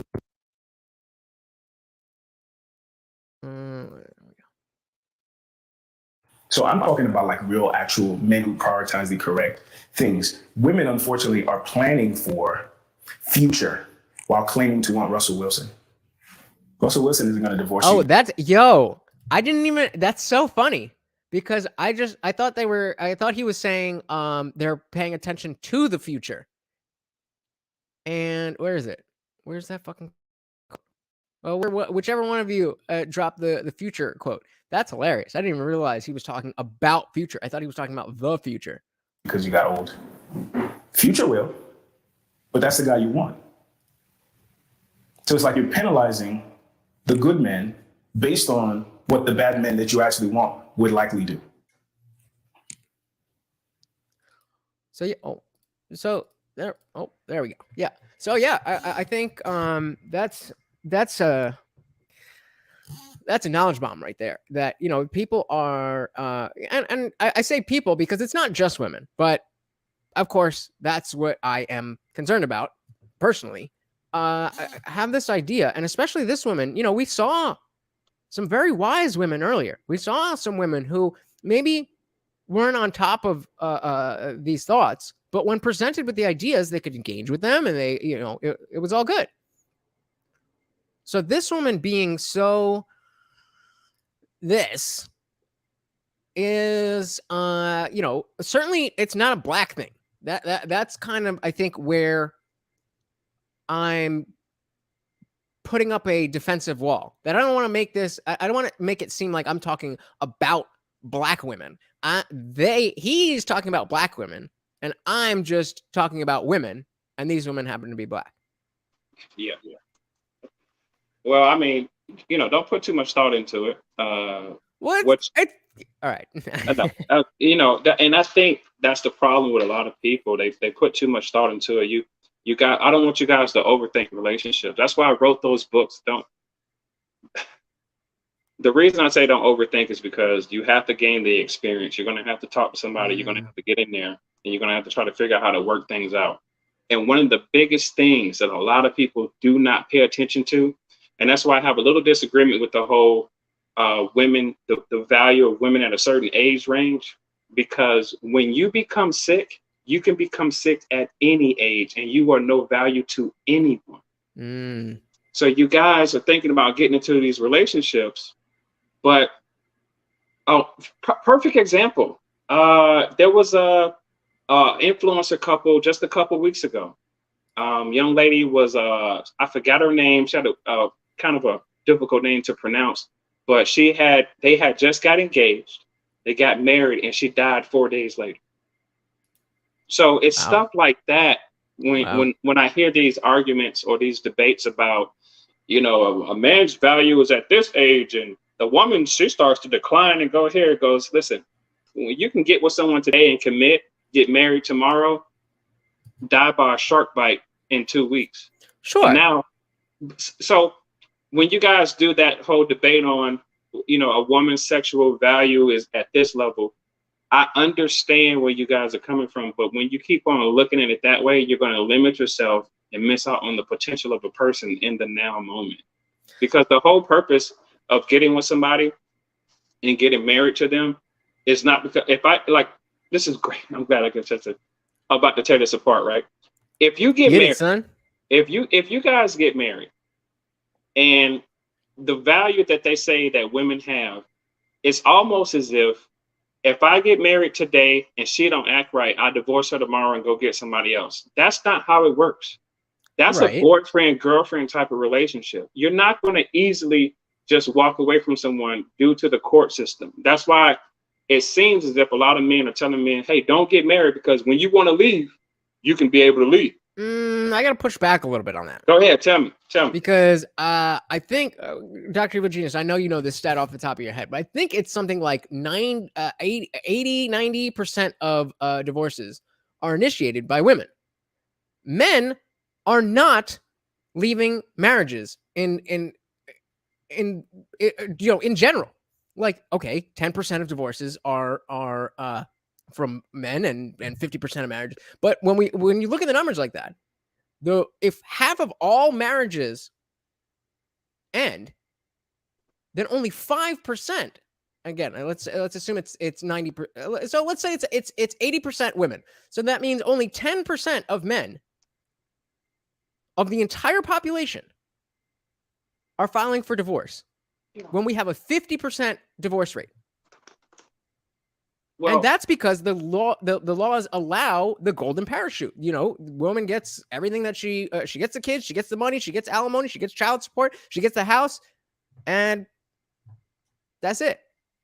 And I was always curious to why that is. Why do women get everything if they're the ones who file for divorce? If they're the ones who say, "Hey, I'm unhappy," and I'm very familiar with those statistics that you're talking about. Mm-hmm. But the point I was trying to make was, a lot of people, you guys talk about these relationships, and I just try to get people to open their eyes about the downfall of somebody becoming sick, even when it comes down to your children.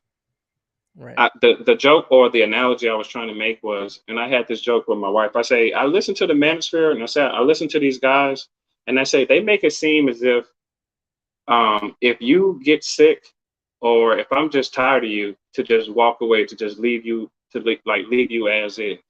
And I go, well, that's not how it works in my mind, because I've established so much with this woman. If she wants to leave, then yes, you can leave. I'm not going to beg anybody to stay with me. Yeah, definitely. But when you get sick, am I not supposed to help you get better?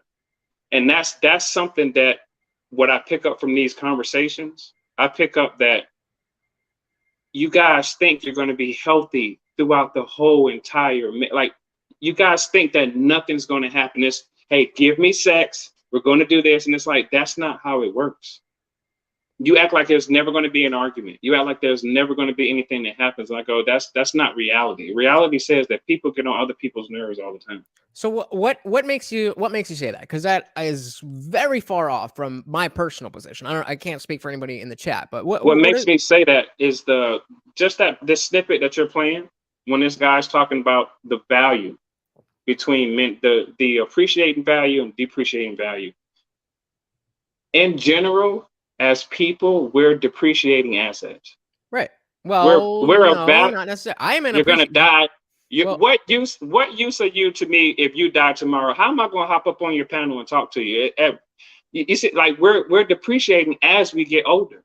The older you get, so that's my point. That's my whole point, is that when people do the value thing, the value system, it doesn't work out. I don't think that's being ignored. I don't think that's being ignored when this point is being made. I think that's folded into what is being said. And the idea again is that, you know, it's exactly the point that women are so. It's not the men that are looking to leave when women get sick. That's what I was saying earlier. That, and I stole it from somebody. I don't remember who, but men are the true romantics. Women love conditionally. And of course, not all women. I can't say that after every sentence I say. But, you know, on a balance of probabilities, it is more likely to be in a woman's nature to, as you know, be madly in love with somebody. And then they get sick and they dip out. Yeah. They lose their job. They dip out. Yeah. They stop being able to fucking blow her back out every night. Yeah. Hitting up Kevin in accounting. Right. So I'm not saying that men are perfect. I'm not saying that men don't mess up relationships. I'm not saying any of that. But I've never dated a man. I have no intention on dating a man. I have no interest in dating a man. So that is not really of what's interest to me. And in the same way that I 100% support this video being made, even though it was spoken. I don't know if you were here for the clip of we've been calling him Jack because I don't know his name, but the guy, the channel, he did a live stream and he opened it up by saying all that stuff. You know, there's a black channel. It's for black people. I don't care about this. I talked to him privately, and again, without airing dirty laundry, the point of this stream that we're on is to spread these values and this messages. And I was talking to him about spreading that to people outside of the black community. And fair enough, he wasn't interested. Fair enough, but he wasn't interested in that. And so again, when especially as a married man with you know, with a family that you love, coming in and saying like, well, you know, you don't know what's going to happen, so putting this on women is you know, one thing. But this is the reality.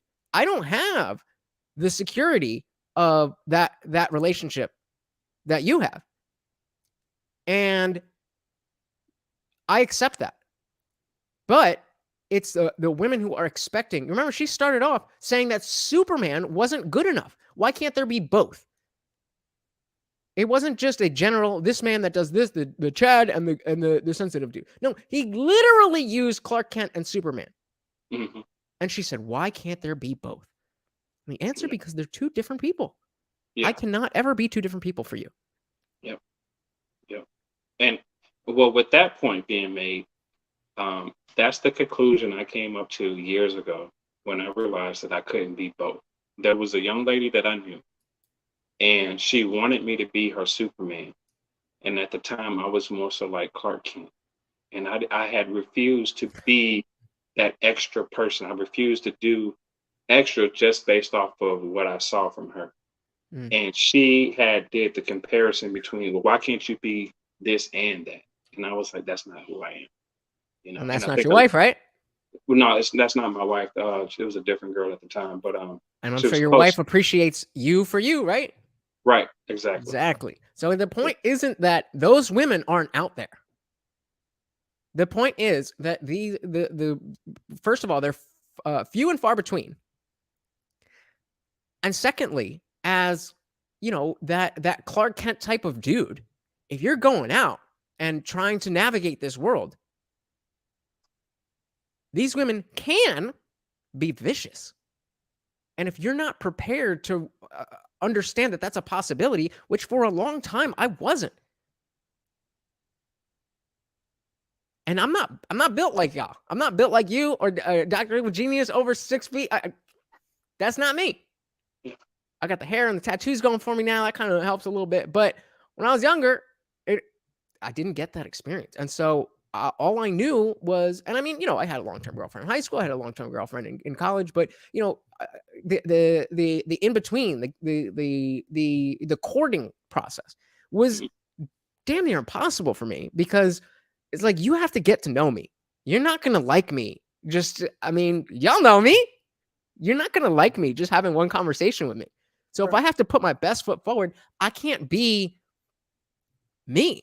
I can't, because you, Miss Whoever, are very likely unable to see through whatever biases and whatever that you're viewing the world through, and putting me in a box before you even know me because of the guys that have already been in your life. That's the point, at least for me and for many men. No, I hear you, and that was one reason why I was trying to help back in the day, and I decided to keep Always appreciated those materials out there, and when I was talking to you, I had to say, hey man, you might want to check out this book, to kind of see what problems you're running into. In these relationship conversations, what I noticed from a lot of men, and I'll just say all that aren't married, when you guys have conversations with women, man, you just got to kind of fill them out. And I know people talk about that whole vetting process. Mm-hmm. There kind of is a vetting process, but that vetting process is what can you put up with from this particular woman when you see how she's acting on the first impression, and how long can you, and this is going to sound terrible, how long can you string her along before you decide that you do want to marry? Mm-hmm. Right? Because you have the ultimate say so. You're the one that's going to ask for the hand in marriage. But then some women got impatient and say, hey, I really want to marry this man, and they started doing, And that's why you need frame, because she'll be waiting. If she wants to marry you, she'll wait. She'll wait. And if you're legit and you want to get married, then either marry her or kick her to the curb and find somebody that you are interested in marrying. Yeah. And I think that, perhaps as somebody who hasn't, I don't know when you got married, but when did you get married? Actually, I got married in 2015, July 24th. So my anniversary is coming up soon. Oh, well, happy early anniversary. And I assume you dated a little bit before that.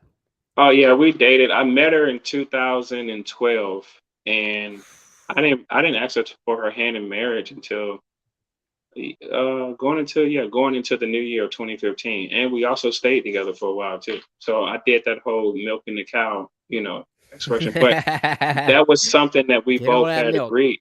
Yeah, that was something that we both agreed upon, and that that's one thing I had noticed about her, that whatever I had suggested, she was like, okay, yeah, let's give it a try, because you may be frame.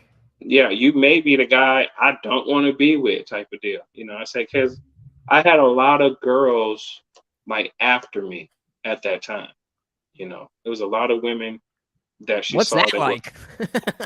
It was very difficult, because I didn't want to ignore her. I didn't want to ignore her, but I also was like acknowledging other people in front of her.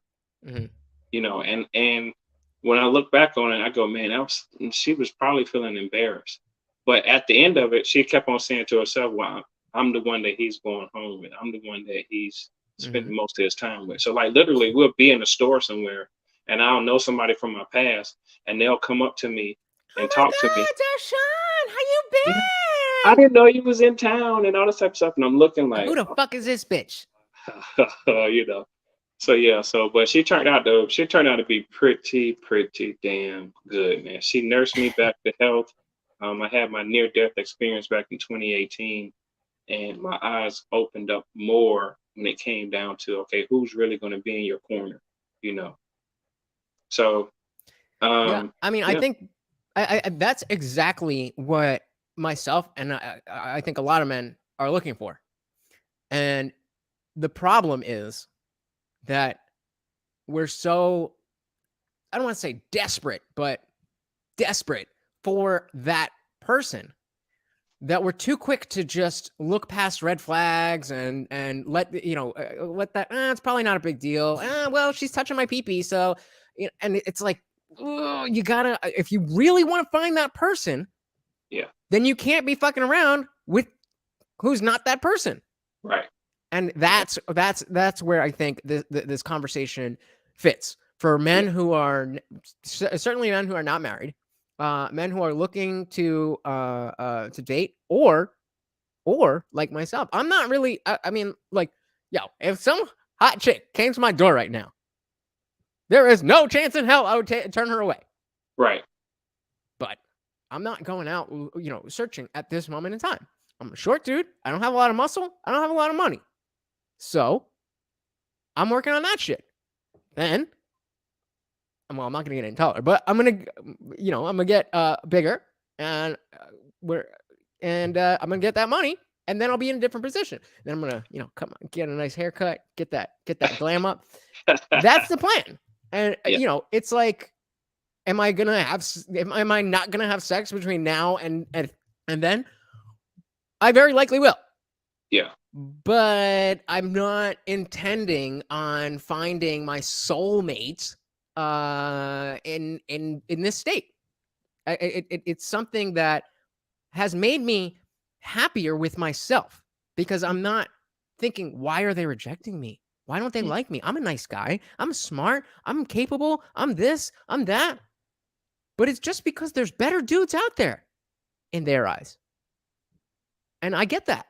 And so I have to become one of those better guys. Yeah.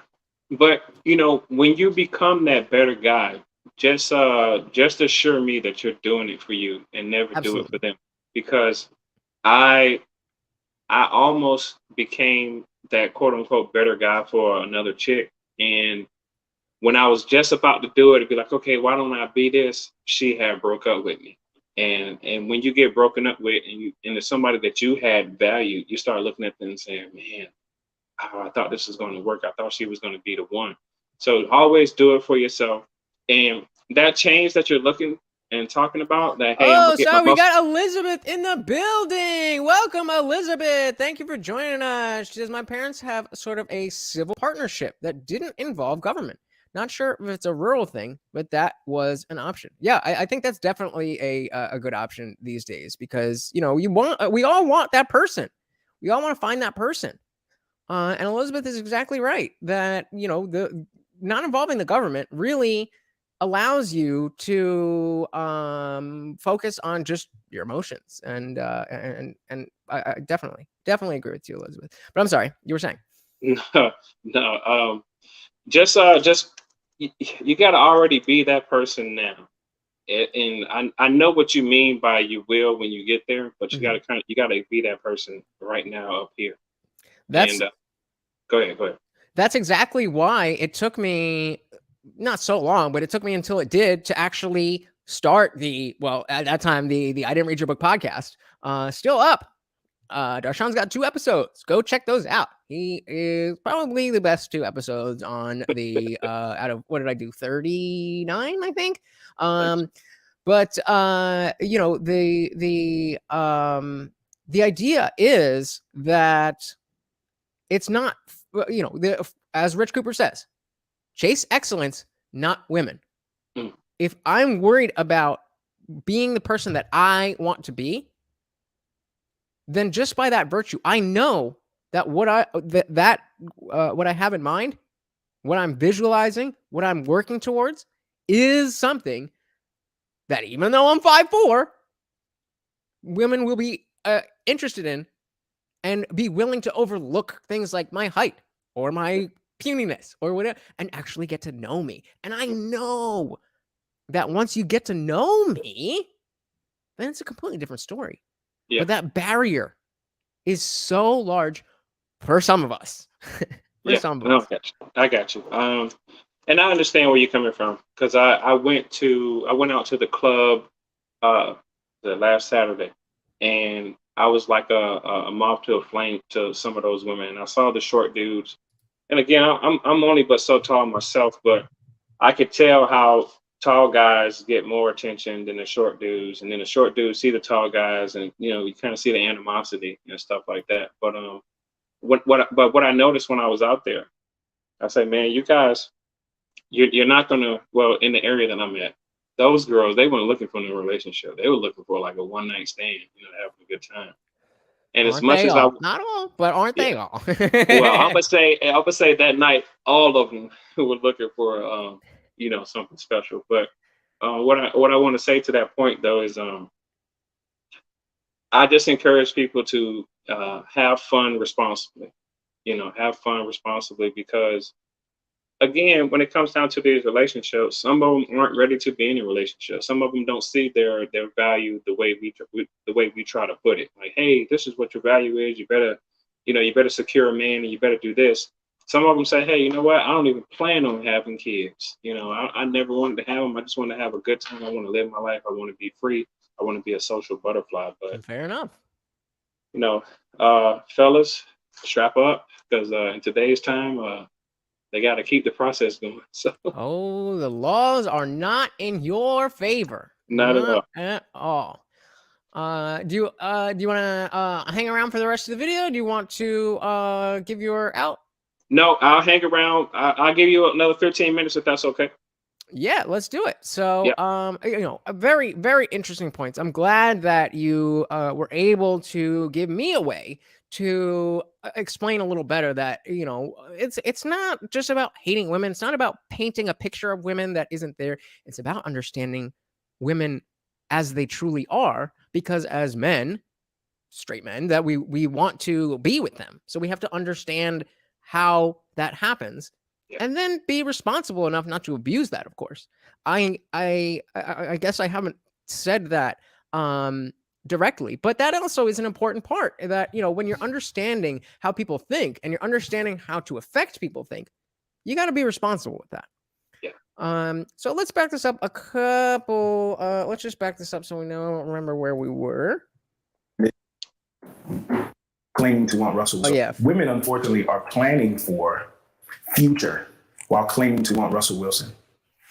Russell Wilson isn't going to divorce you because you got old. Future will, but that's the guy you want.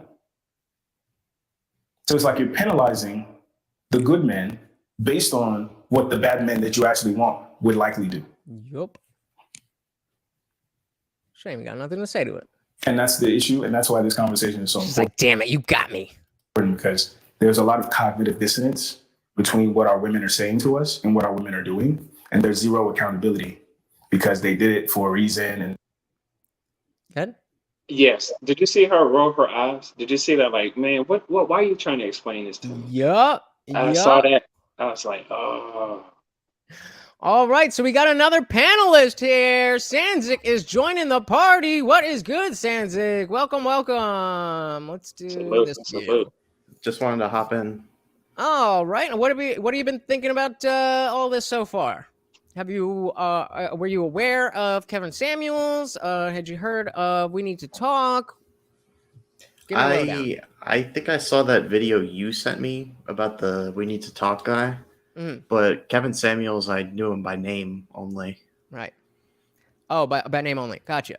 And that's another thing that I was saying earlier is I think I was talking to Dr. Evil Genius, and I was like, you cannot find a black woman in America over or under 50 years old who has never heard of Kevin Samuels. And like that's great for the black community. If y'all are, you know, doing this to better the black community, awesome, wonderful. I'm all for it. But men everywhere need this information. And that's exactly why I'm doing this. So Elizabeth says, future is grody. I don't know what grody means. And ironically, an easy person to get a quick paycheck from. You can get in there real quick, like, huh? That's interesting.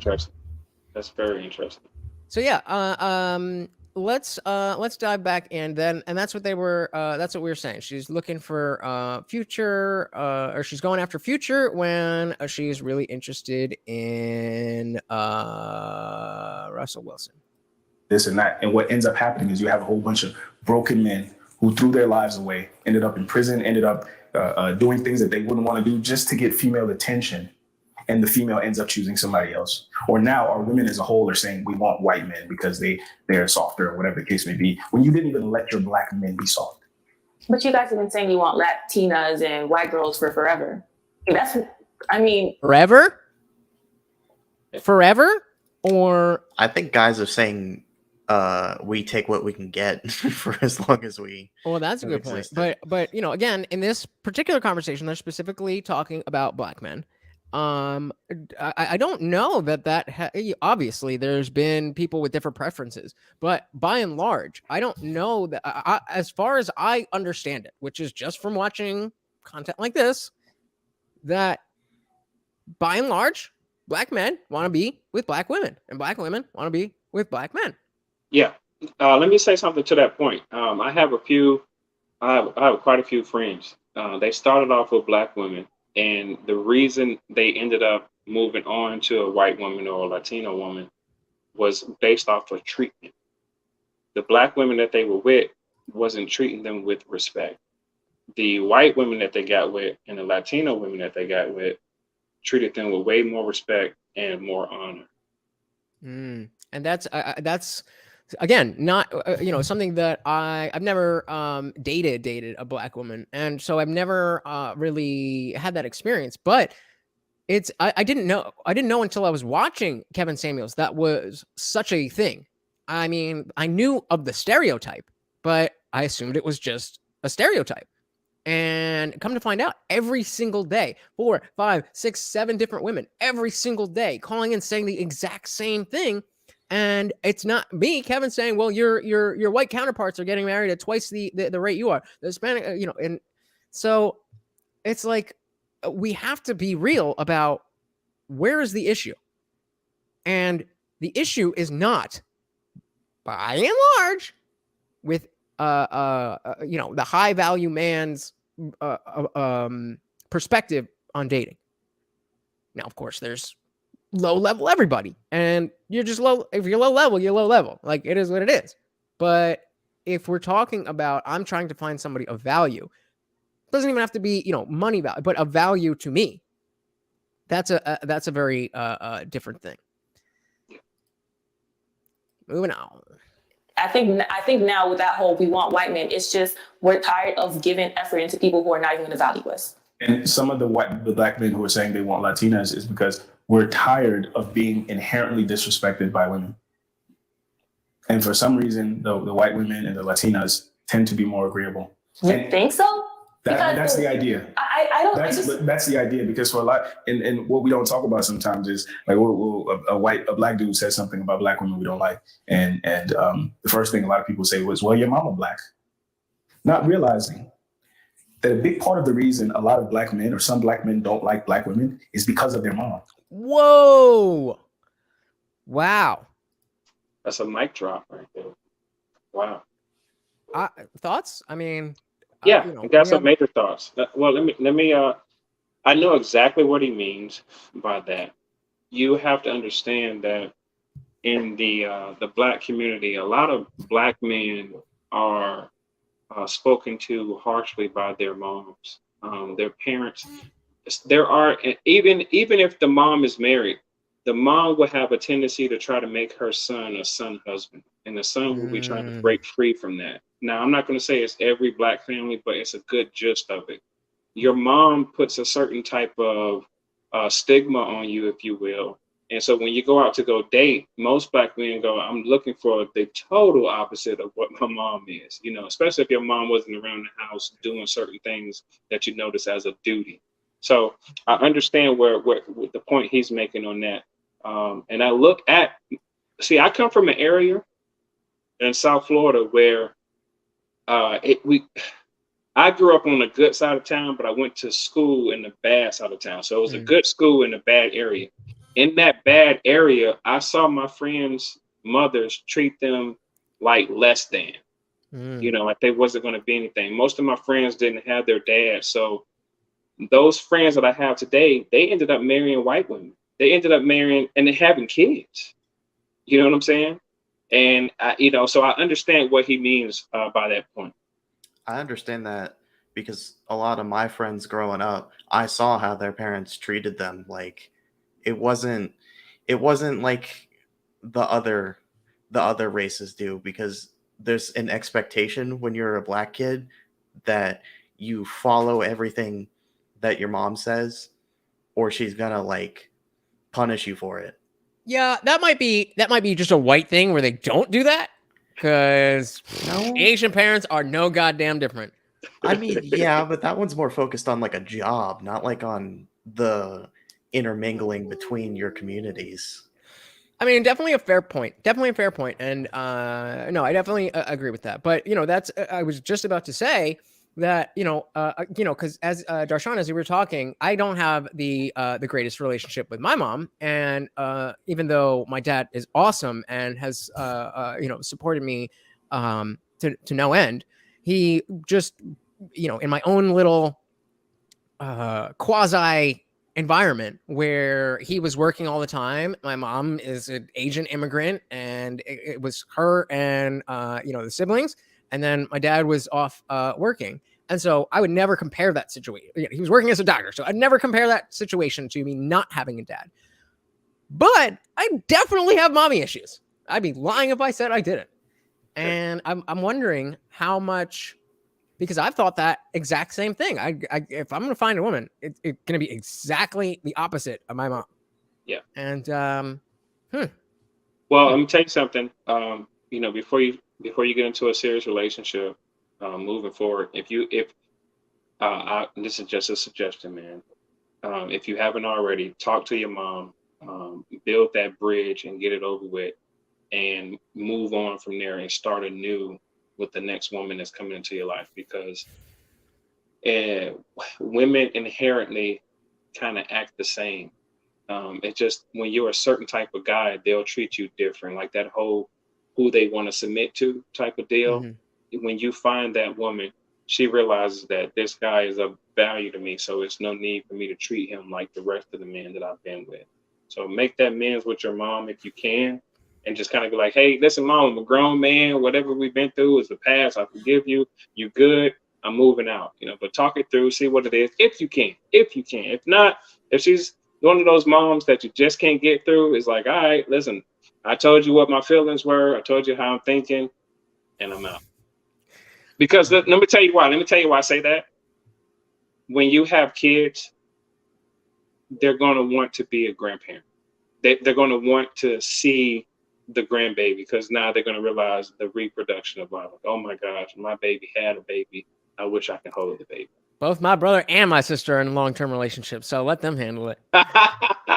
So Elizabeth says, this is a big issue for a guy that's courting me currently. He resents his mother, but another problem for him is the culture / expectations from the Black community. So Elizabeth, are you Black or is he Black? Or are you both Black? Yeah. And that's definitely, I know that's something that women look at. How is your relationship with your mom? Because that is a predictor on how, your relationship with them is going to be. And then that makes perfect sense. That definitely makes perfect sense. And, I'm being a little bit facetious. There was a solid amount of time where, my mom was not allowed to talk to me because everything she said to me would turn into a huge argument. So anything that she had to say had to go through my dad. Now, we both done work. Why is that? Is that because she wanted you to be more than what you think you are? Oh, then not what I think, just more than I was. Just I was doing, and I mean, it's not that I was, the greatest child. I'm not saying that, but this typical Asian never enough. That I mean, think of the stereotype. That's what it was, and it took a long time for me to be able to recognize that we not only have generational differences, but we have cultural differences. That she has Asian family, that she was brought up in a poor family in Jamaica, and there was a lot that happened to her, and not necessarily to her in that sense, but it just throughout her life. That's very different than my existence. She didn't come to America until she was like my age, maybe a little younger, but until she was like almost 30. So we didn't connect that way. And then I took it because my dad wasn't physically there as much. When he was home, it was just like he's worked 2 days, he's coming home, and we've got 2 hours where he's going to watch whatever he's going to watch on TV. And as long as we're quiet, we could sit there and watch TV with him. And then, on the weekend, it's not like he wasn't at, sports events and stuff, but he worked a lot. He was a doctor. It definitely affected how I see women in general. I can say that for sure. Yeah. So Elizabeth says he is black, but they refer to him as a secret vanilla gorilla. Hell. So I mean, I think Darshan has the best advice there is that just if I were you and I were in that position, after listening to what Darshan has said, I would say, look, whatever you feel about him, I see a future, or I'm interested in hanging out, whatever it is.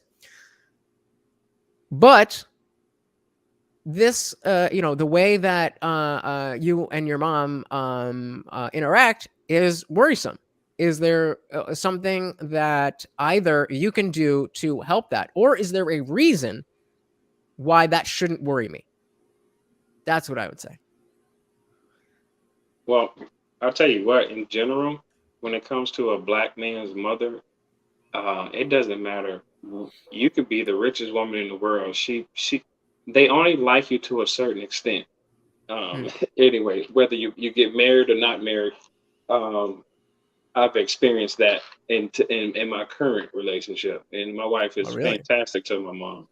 But at the end of it, what the mothers realize about their sons being taken away from them is that my son is now putting another woman over me. He's prioritizing another woman over me, because usually she can get me to say, hey, can you go to the grocery store for me? Hey, can you do this? Now when you call me and I'm in your area, I go, oh yeah, mom, I'm busy. I gotta do this. And so they feel slighted. Now they understand you got married. They seen the whole procedure, understand you got a family, but it's still like, hey, that's my son. You came from me first, and that type of deal. So do you think that's more of a black thing, or is that just a mother? No, that's a mother thing. That's a mother thing in general, because I've dated quite a few white women, and I had I've seen that on the opposite side. I've seen it on both spectrums. That's just a mother in general when it comes down to the son.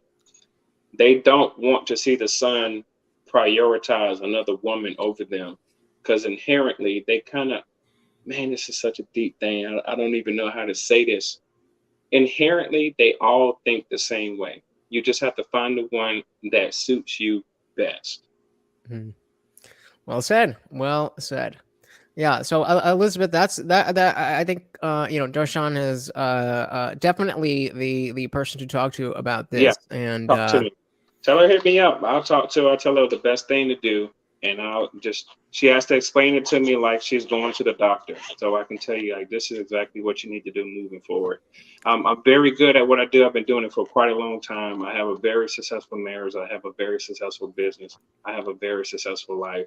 And I wouldn't reach out to people, even reach out to Lutch, just to be able to spread the word. So I know what I'm talking about. I've been doing it for a while. And yeah.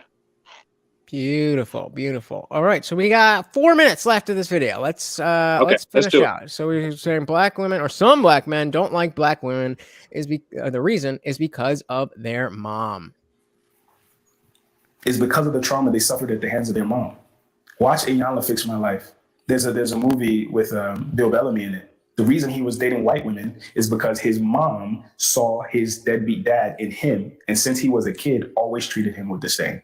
So that was the establishment of his idea of black women: aggressive, angry, and obnoxious. So the empathy cannot be one-sided. But those are the traits that you value in the Latinas, or I've heard a lot of black men be okay with. They're like, oh, she's a crazy Latino. She gonna do this, she gonna do that. But it's like the minute a black girl does half of those stuff, she becomes that black girl. Well, the other piece too is that there's a certain amount of social equity, because the other piece of why men go into relationship with a woman, the reason we value beauty so high is because it's part of our social status. If you show up with a bad girl, you do, for all intents and purposes. But then that's saying that black girls are not as beautiful as the rest of them. I do not believe that. Society does. Whoa. I don't believe that, but society does. I hesitate to agree with that, but it sounds very right. It sounds like, or it seems like from my experience, that is the way that it is.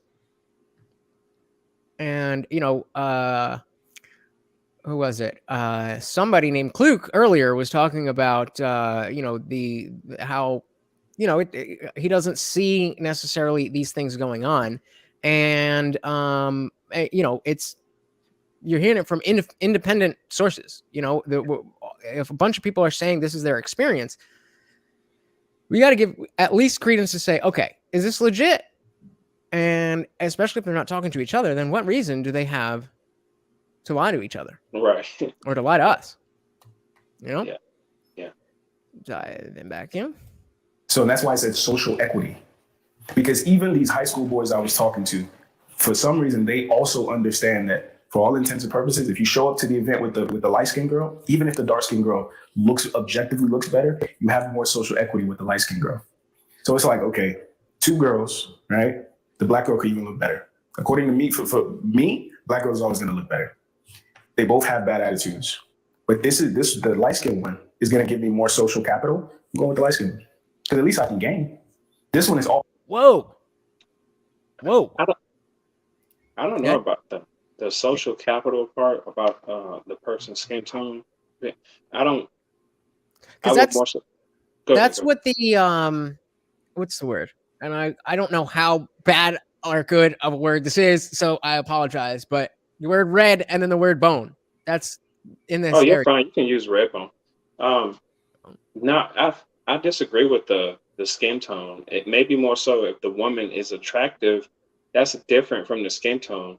But I disagree with what he said about that part. So you don't think? I'm not particularly sure what he meant by that either. Yeah. Well, as far again, just speaking from my own experiences, as far as I understand, the lightness of your in the black community, the lighter you are, the more quote unquote acceptable you are to society, and I would say more it's like you're rarer. Wait, so interesting. So is he saying? Let me see if it. So is he saying like, if I pulled up with a white woman, that I'll be more accepted? Yeah, like, oh damn, he pulled a white woman. That is what he's saying. Let me tell you something. That has not been my experience whatsoever, and I tried it. I used to date white women because I thought that was a thing to do. They were attractive and everything, but when I went to white functions in a corporate setting, it was almost frowned upon. Well, that's from the white perspective. They're frowning on her for being with you. They frowned on me too. They frowned. I didn't get their business. That's what I'm saying, though. The same assumption is there, is that because she's white, she's higher than you. So the white people are going to look down on both of y'all for you being darker and her being with somebody darker. And then on the other side, again, I feel weird saying this to a black person, but the black people will see like, oh, you got not only a light skinned girl, you got a white girl. Yeah, I'll say I get that part. What I found out though was in those settings. Go ahead. No, I was joking. Go ahead. I definitely shouldn't have said that, so it's a good thing you're talking over me. Go ahead. No, I found out that at that time, those white women, they really cared about me only. And if that's what a man is looking for and not worried about anybody else's perception, then yeah, stick with that person, because that's the person that's going to be there for you. That's the issue, though. Darshan, is that you seem to be uniquely aware of a lot of these things and have been for a lot of your dating romantic life, as I understand it. A lot of people don't get this stuff. It was a couple of years ago that I started figuring this stuff out. That I was, it was the beginning of the pandemic when I was dating a crazy single mother, beer belly. She had a 9-year-old daughter, and I was ready to be stepdaddy. You hit all the red flags. She was every single 3 weeks out of a 3-year relationship. Oh my god! Wow. And I was like, oh, she's got green eyes and she's got big red tits. Flag with that. Every single one. Who had a beer belly? She did? She did.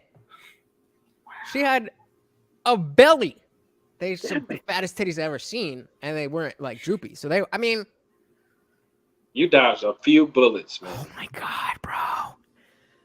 Because it wasn't until after that she dumped me. We were Good. so just to quickly run through the situation because it's a funny story. Good. You know, we're just in the lockdown has just started, so everybody's sitting around not doing jack shit, right?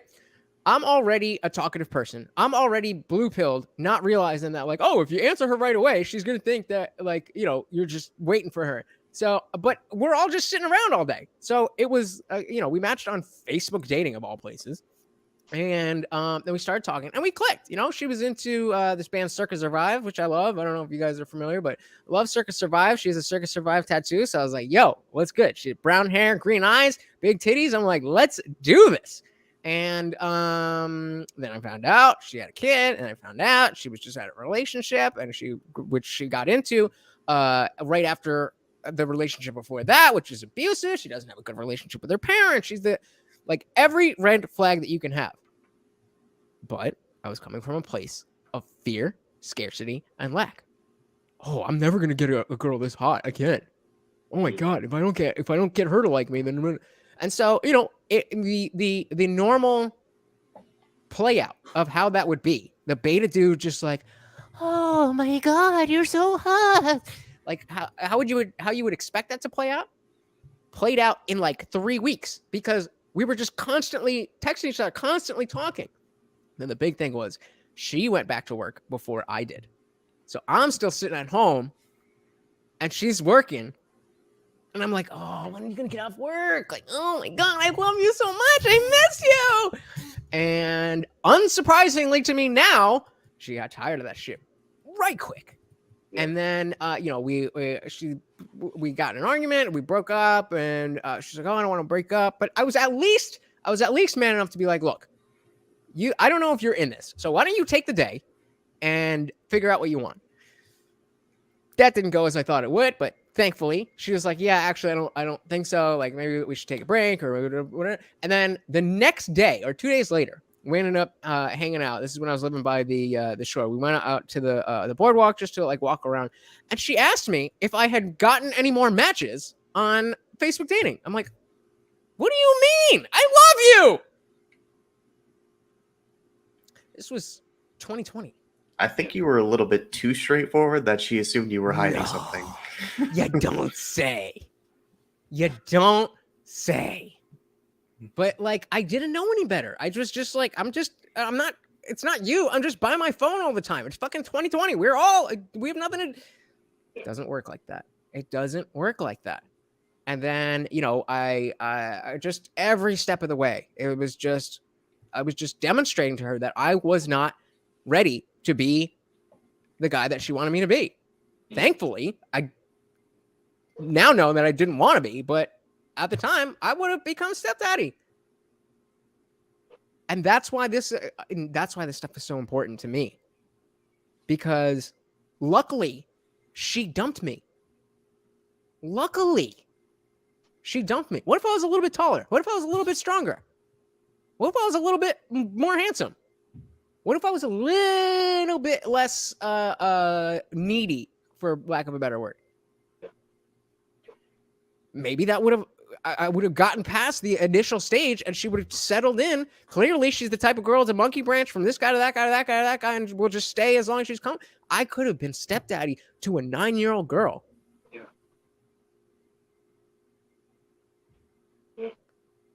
You dodged a huge bullet. Unfortunately, I'm glad you went through it, but that experience. I am too, because that's what brought me to the red pill information. And I realized that, like, okay, as much as I did wrong in the sense of how you're supposed to play it, I messed up a lot of things, but I didn't do anything wrong. I'm not a bad person. I'm just playing the game wrong. And a lot of gentlemen out there of all ages just don't know, because you have to be told. This stuff is all new. When you were dating, this wasn't the case. Tinder wasn't around. The food guy, I don't know if you saw the first guy, or I think it was her. The beginning, when she was like, you got that guy saved in your phone as the food guy for whenever you don't have to whatever. I was the food guy. Oh, wow. and obviously I didn't know it, but I was that guy. Yeah. At 30 years old. Smart as a motherfucker. Apparently not smart enough. It's too bad being too smart sometimes will blind you to the simple things. Yep. Absolutely. So Elizabeth says, I don't know if I agree with the interviewer's assertion. Neither do we. When I go to my guys' family functions, they did not approve of our interracial relationship, and I'm very white. Yeah, I mean, it is definitely a changing landscape. There's people who are, a little bit antiquated in their views, and you have to, especially if you're Gen Z, then there's. Let's just assume for the sake of argument, I'm not saying it is or it isn't. Let's just say that this guy is your guy. Society's going to change a lot in the next 10, 15 years. And I cannot see interracial marriage continuing to be an issue. Not even 10. It's been I could very 6 well be years wrong. Since the 2016 election, and everything has gone to hell. Yeah, but I mean, specifically this, people still have views, and especially in different regions, it's a bigger deal than some others.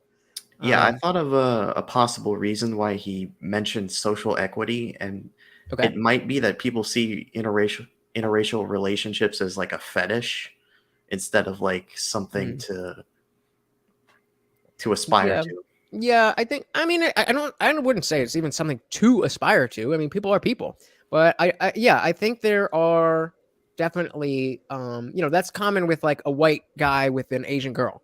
They'll assume that it's like just the fetish, and maybe in some cases it probably is. But hey, if those people are fucking happy, who cares? Who cares? All right, let's finish up this video, and it's after 10 o'clock. I'm trying to go to bed. UFC starts at 11 in the morning. So let's just back it up a couple of seconds. Come on. Really? Girl's always going to look better. They both have bad attitudes. But the light-skinned one is going to give me more social capital. I'm going with the light-skinned one. Because at least I can gain. This one is all attitude and nothing else. This one is attitude, but social. Makes sense. So again, the point of this series is so we can understand each other a little bit better, because men are suffering. There's a reason the male suicide rate is significantly higher than the female suicide rate, Black men included. There's a reason the number one killer of Black men between 25 and I think 45 is homicide. Homicide. And a lot of the things that push these men into the lives that lead them to homicide is our women and their expectations of us. Their pseudo-masculine, Superman, buckhorn expectations of us. Yep. But we do not give them any empathy. And we wonder why our boys are struggling. You hear dudes that talk about, I didn't become a shitty dude because my dad wasn't around. I became a shitty dude by observing the men that my mom brought over. That's deep. That is deep. That's what happens when you can't keep a relationship. Say again? I said that's what happens when you can't keep a real relationship. Yep. And then, of course, it's again, as we were talking about, it can become a generational problem, because if you're having children young and then you're not able to figure out your life, you're just as he was just saying, your kids are going to see it. They're going to model that, and the cycle continues. So, I mean, this stuff is important to know, and not so that you can dunk on women, so that you can navigate your life in such a way that you, the woman that you want to spend your life with, and your kids live the life that you want them to live. Elizabeth says, I admit I have been personally turned off by guys that immediately text back. Where were you 2 years ago, Elizabeth? Just kidding. As a woman, I had to recognize my bad habits and realize that I had most core issues in common with this man and get over it. That's very mature. Because, another common conversation around this stuff is baggage, and like, oh, you don't want a girl who does this, you don't want a guy. And it's like, we all got baggage to some extent. It's just, are you singularly a person who is well adjusted to the point where your trauma or whatever is not dictating how you act on a day-to-day basis. And as long as you can acknowledge that and work on that in whatever capacity is best for you, then, more power to you. More power to you. She was doing the best she could as a mother. Women are powerful. If we're going to believe women are powerful, we need to start acting like that. And they need to have all the responsibility and all the ownership that comes with power. All the responsibility and all the ownership that comes with power. I can't disagree with that. Two different forms. There's the social and there's the physical. And men and women have the opposite ones. Yep. Well, I mean, we've got responsibilities all the way around, but whatever, you're responsible for yourself. And for me, the most important part of that is, what we've been talking about is the awareness of what's going on. Whether, in your life, in your past, in your relationship, you have to be aware so that you can have a conversation so that you can fix it and get past it. Otherwise, you're just stewing in it. And so many people are just happy to I'm comfortable and it sucks and I hate this person and whatever, but what am I going to do? Go be single? Like, yeah. So, Sanzik, any final thoughts for the people as I give you the floor? You want to shout out any of your channels, social media, any of that stuff? The floor is yours. I don't really know what I could add to this that hasn't been said already, but I will shout out my Twitter, Sanzik. Beautiful. Right on the screen there. Thank you so much for hanging out with us. Anything else to add to the conversation itself? All right. Well, thank you so much for joining, brother. I appreciate you. And thanks for hanging out. Darshan, we know you know how to do it. Give it to him. Give it to him. Hey, listen, my name is Darshan McAway. I am the host of wildpodcast.me. If you're looking to get some good, sensible relationship advice, come on over to my channel, talk to me. I don't give my personal opinions. I talk to you about your situation and your situation only. I try not to generalize. Anyway, thank you for your time, TheIndianJesus. I really appreciate you. I'll drop my channel in the chat, and we'll catch you guys on the next go-around.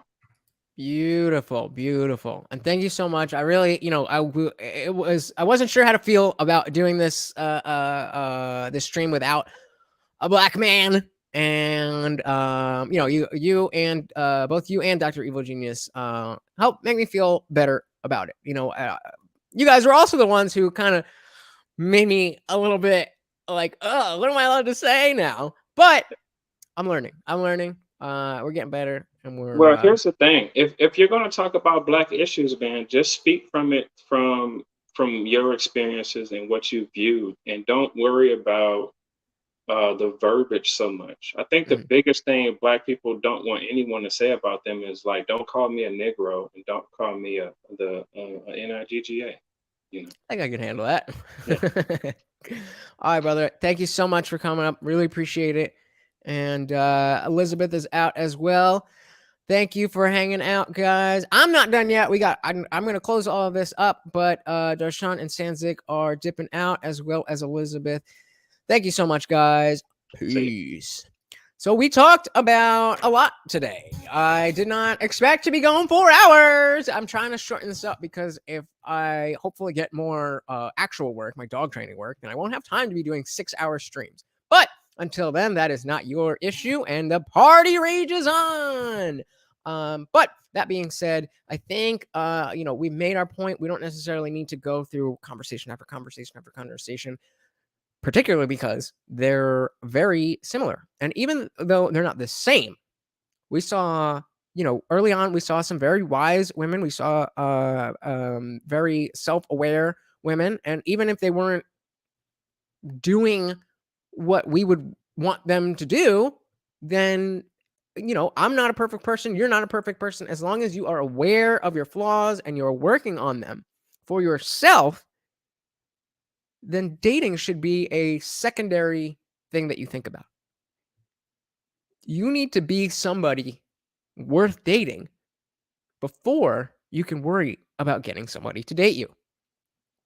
So, I mean, I don't have too much else to say on that. I think it's, it's pretty apparent that this message is not just a red pill manosphere message for these types of. This is truth. This is how the world works, and a lot of us are not getting this information. A lot of us are believing the world works in a way that it doesn't, and myself included.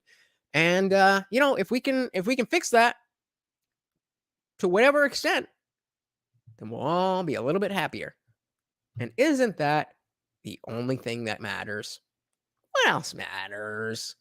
So I thank you guys for hanging out. I hope you enjoyed the party. Thank you to Sanzik and Darshan for coming up and hanging out. If you have not, please do check the description. We got a number of links in there. One of them being the Discord server where the party continues, as well as some support links. It is not free to do this. I would love if you could help, but it is completely free to like, comment, subscribe, ring the bell, share it with your friends, all of that good stuff. And even if you don't want to do any of that, I mean, you could, but even if you don't want to do any of that, and you just want to sit at home and think about how great this channel is and how awesome I am, that'd be fine too. Until next time, I am Lutch, aka the Indian Jesus, here to resurrect the second coming of common sense. Peace.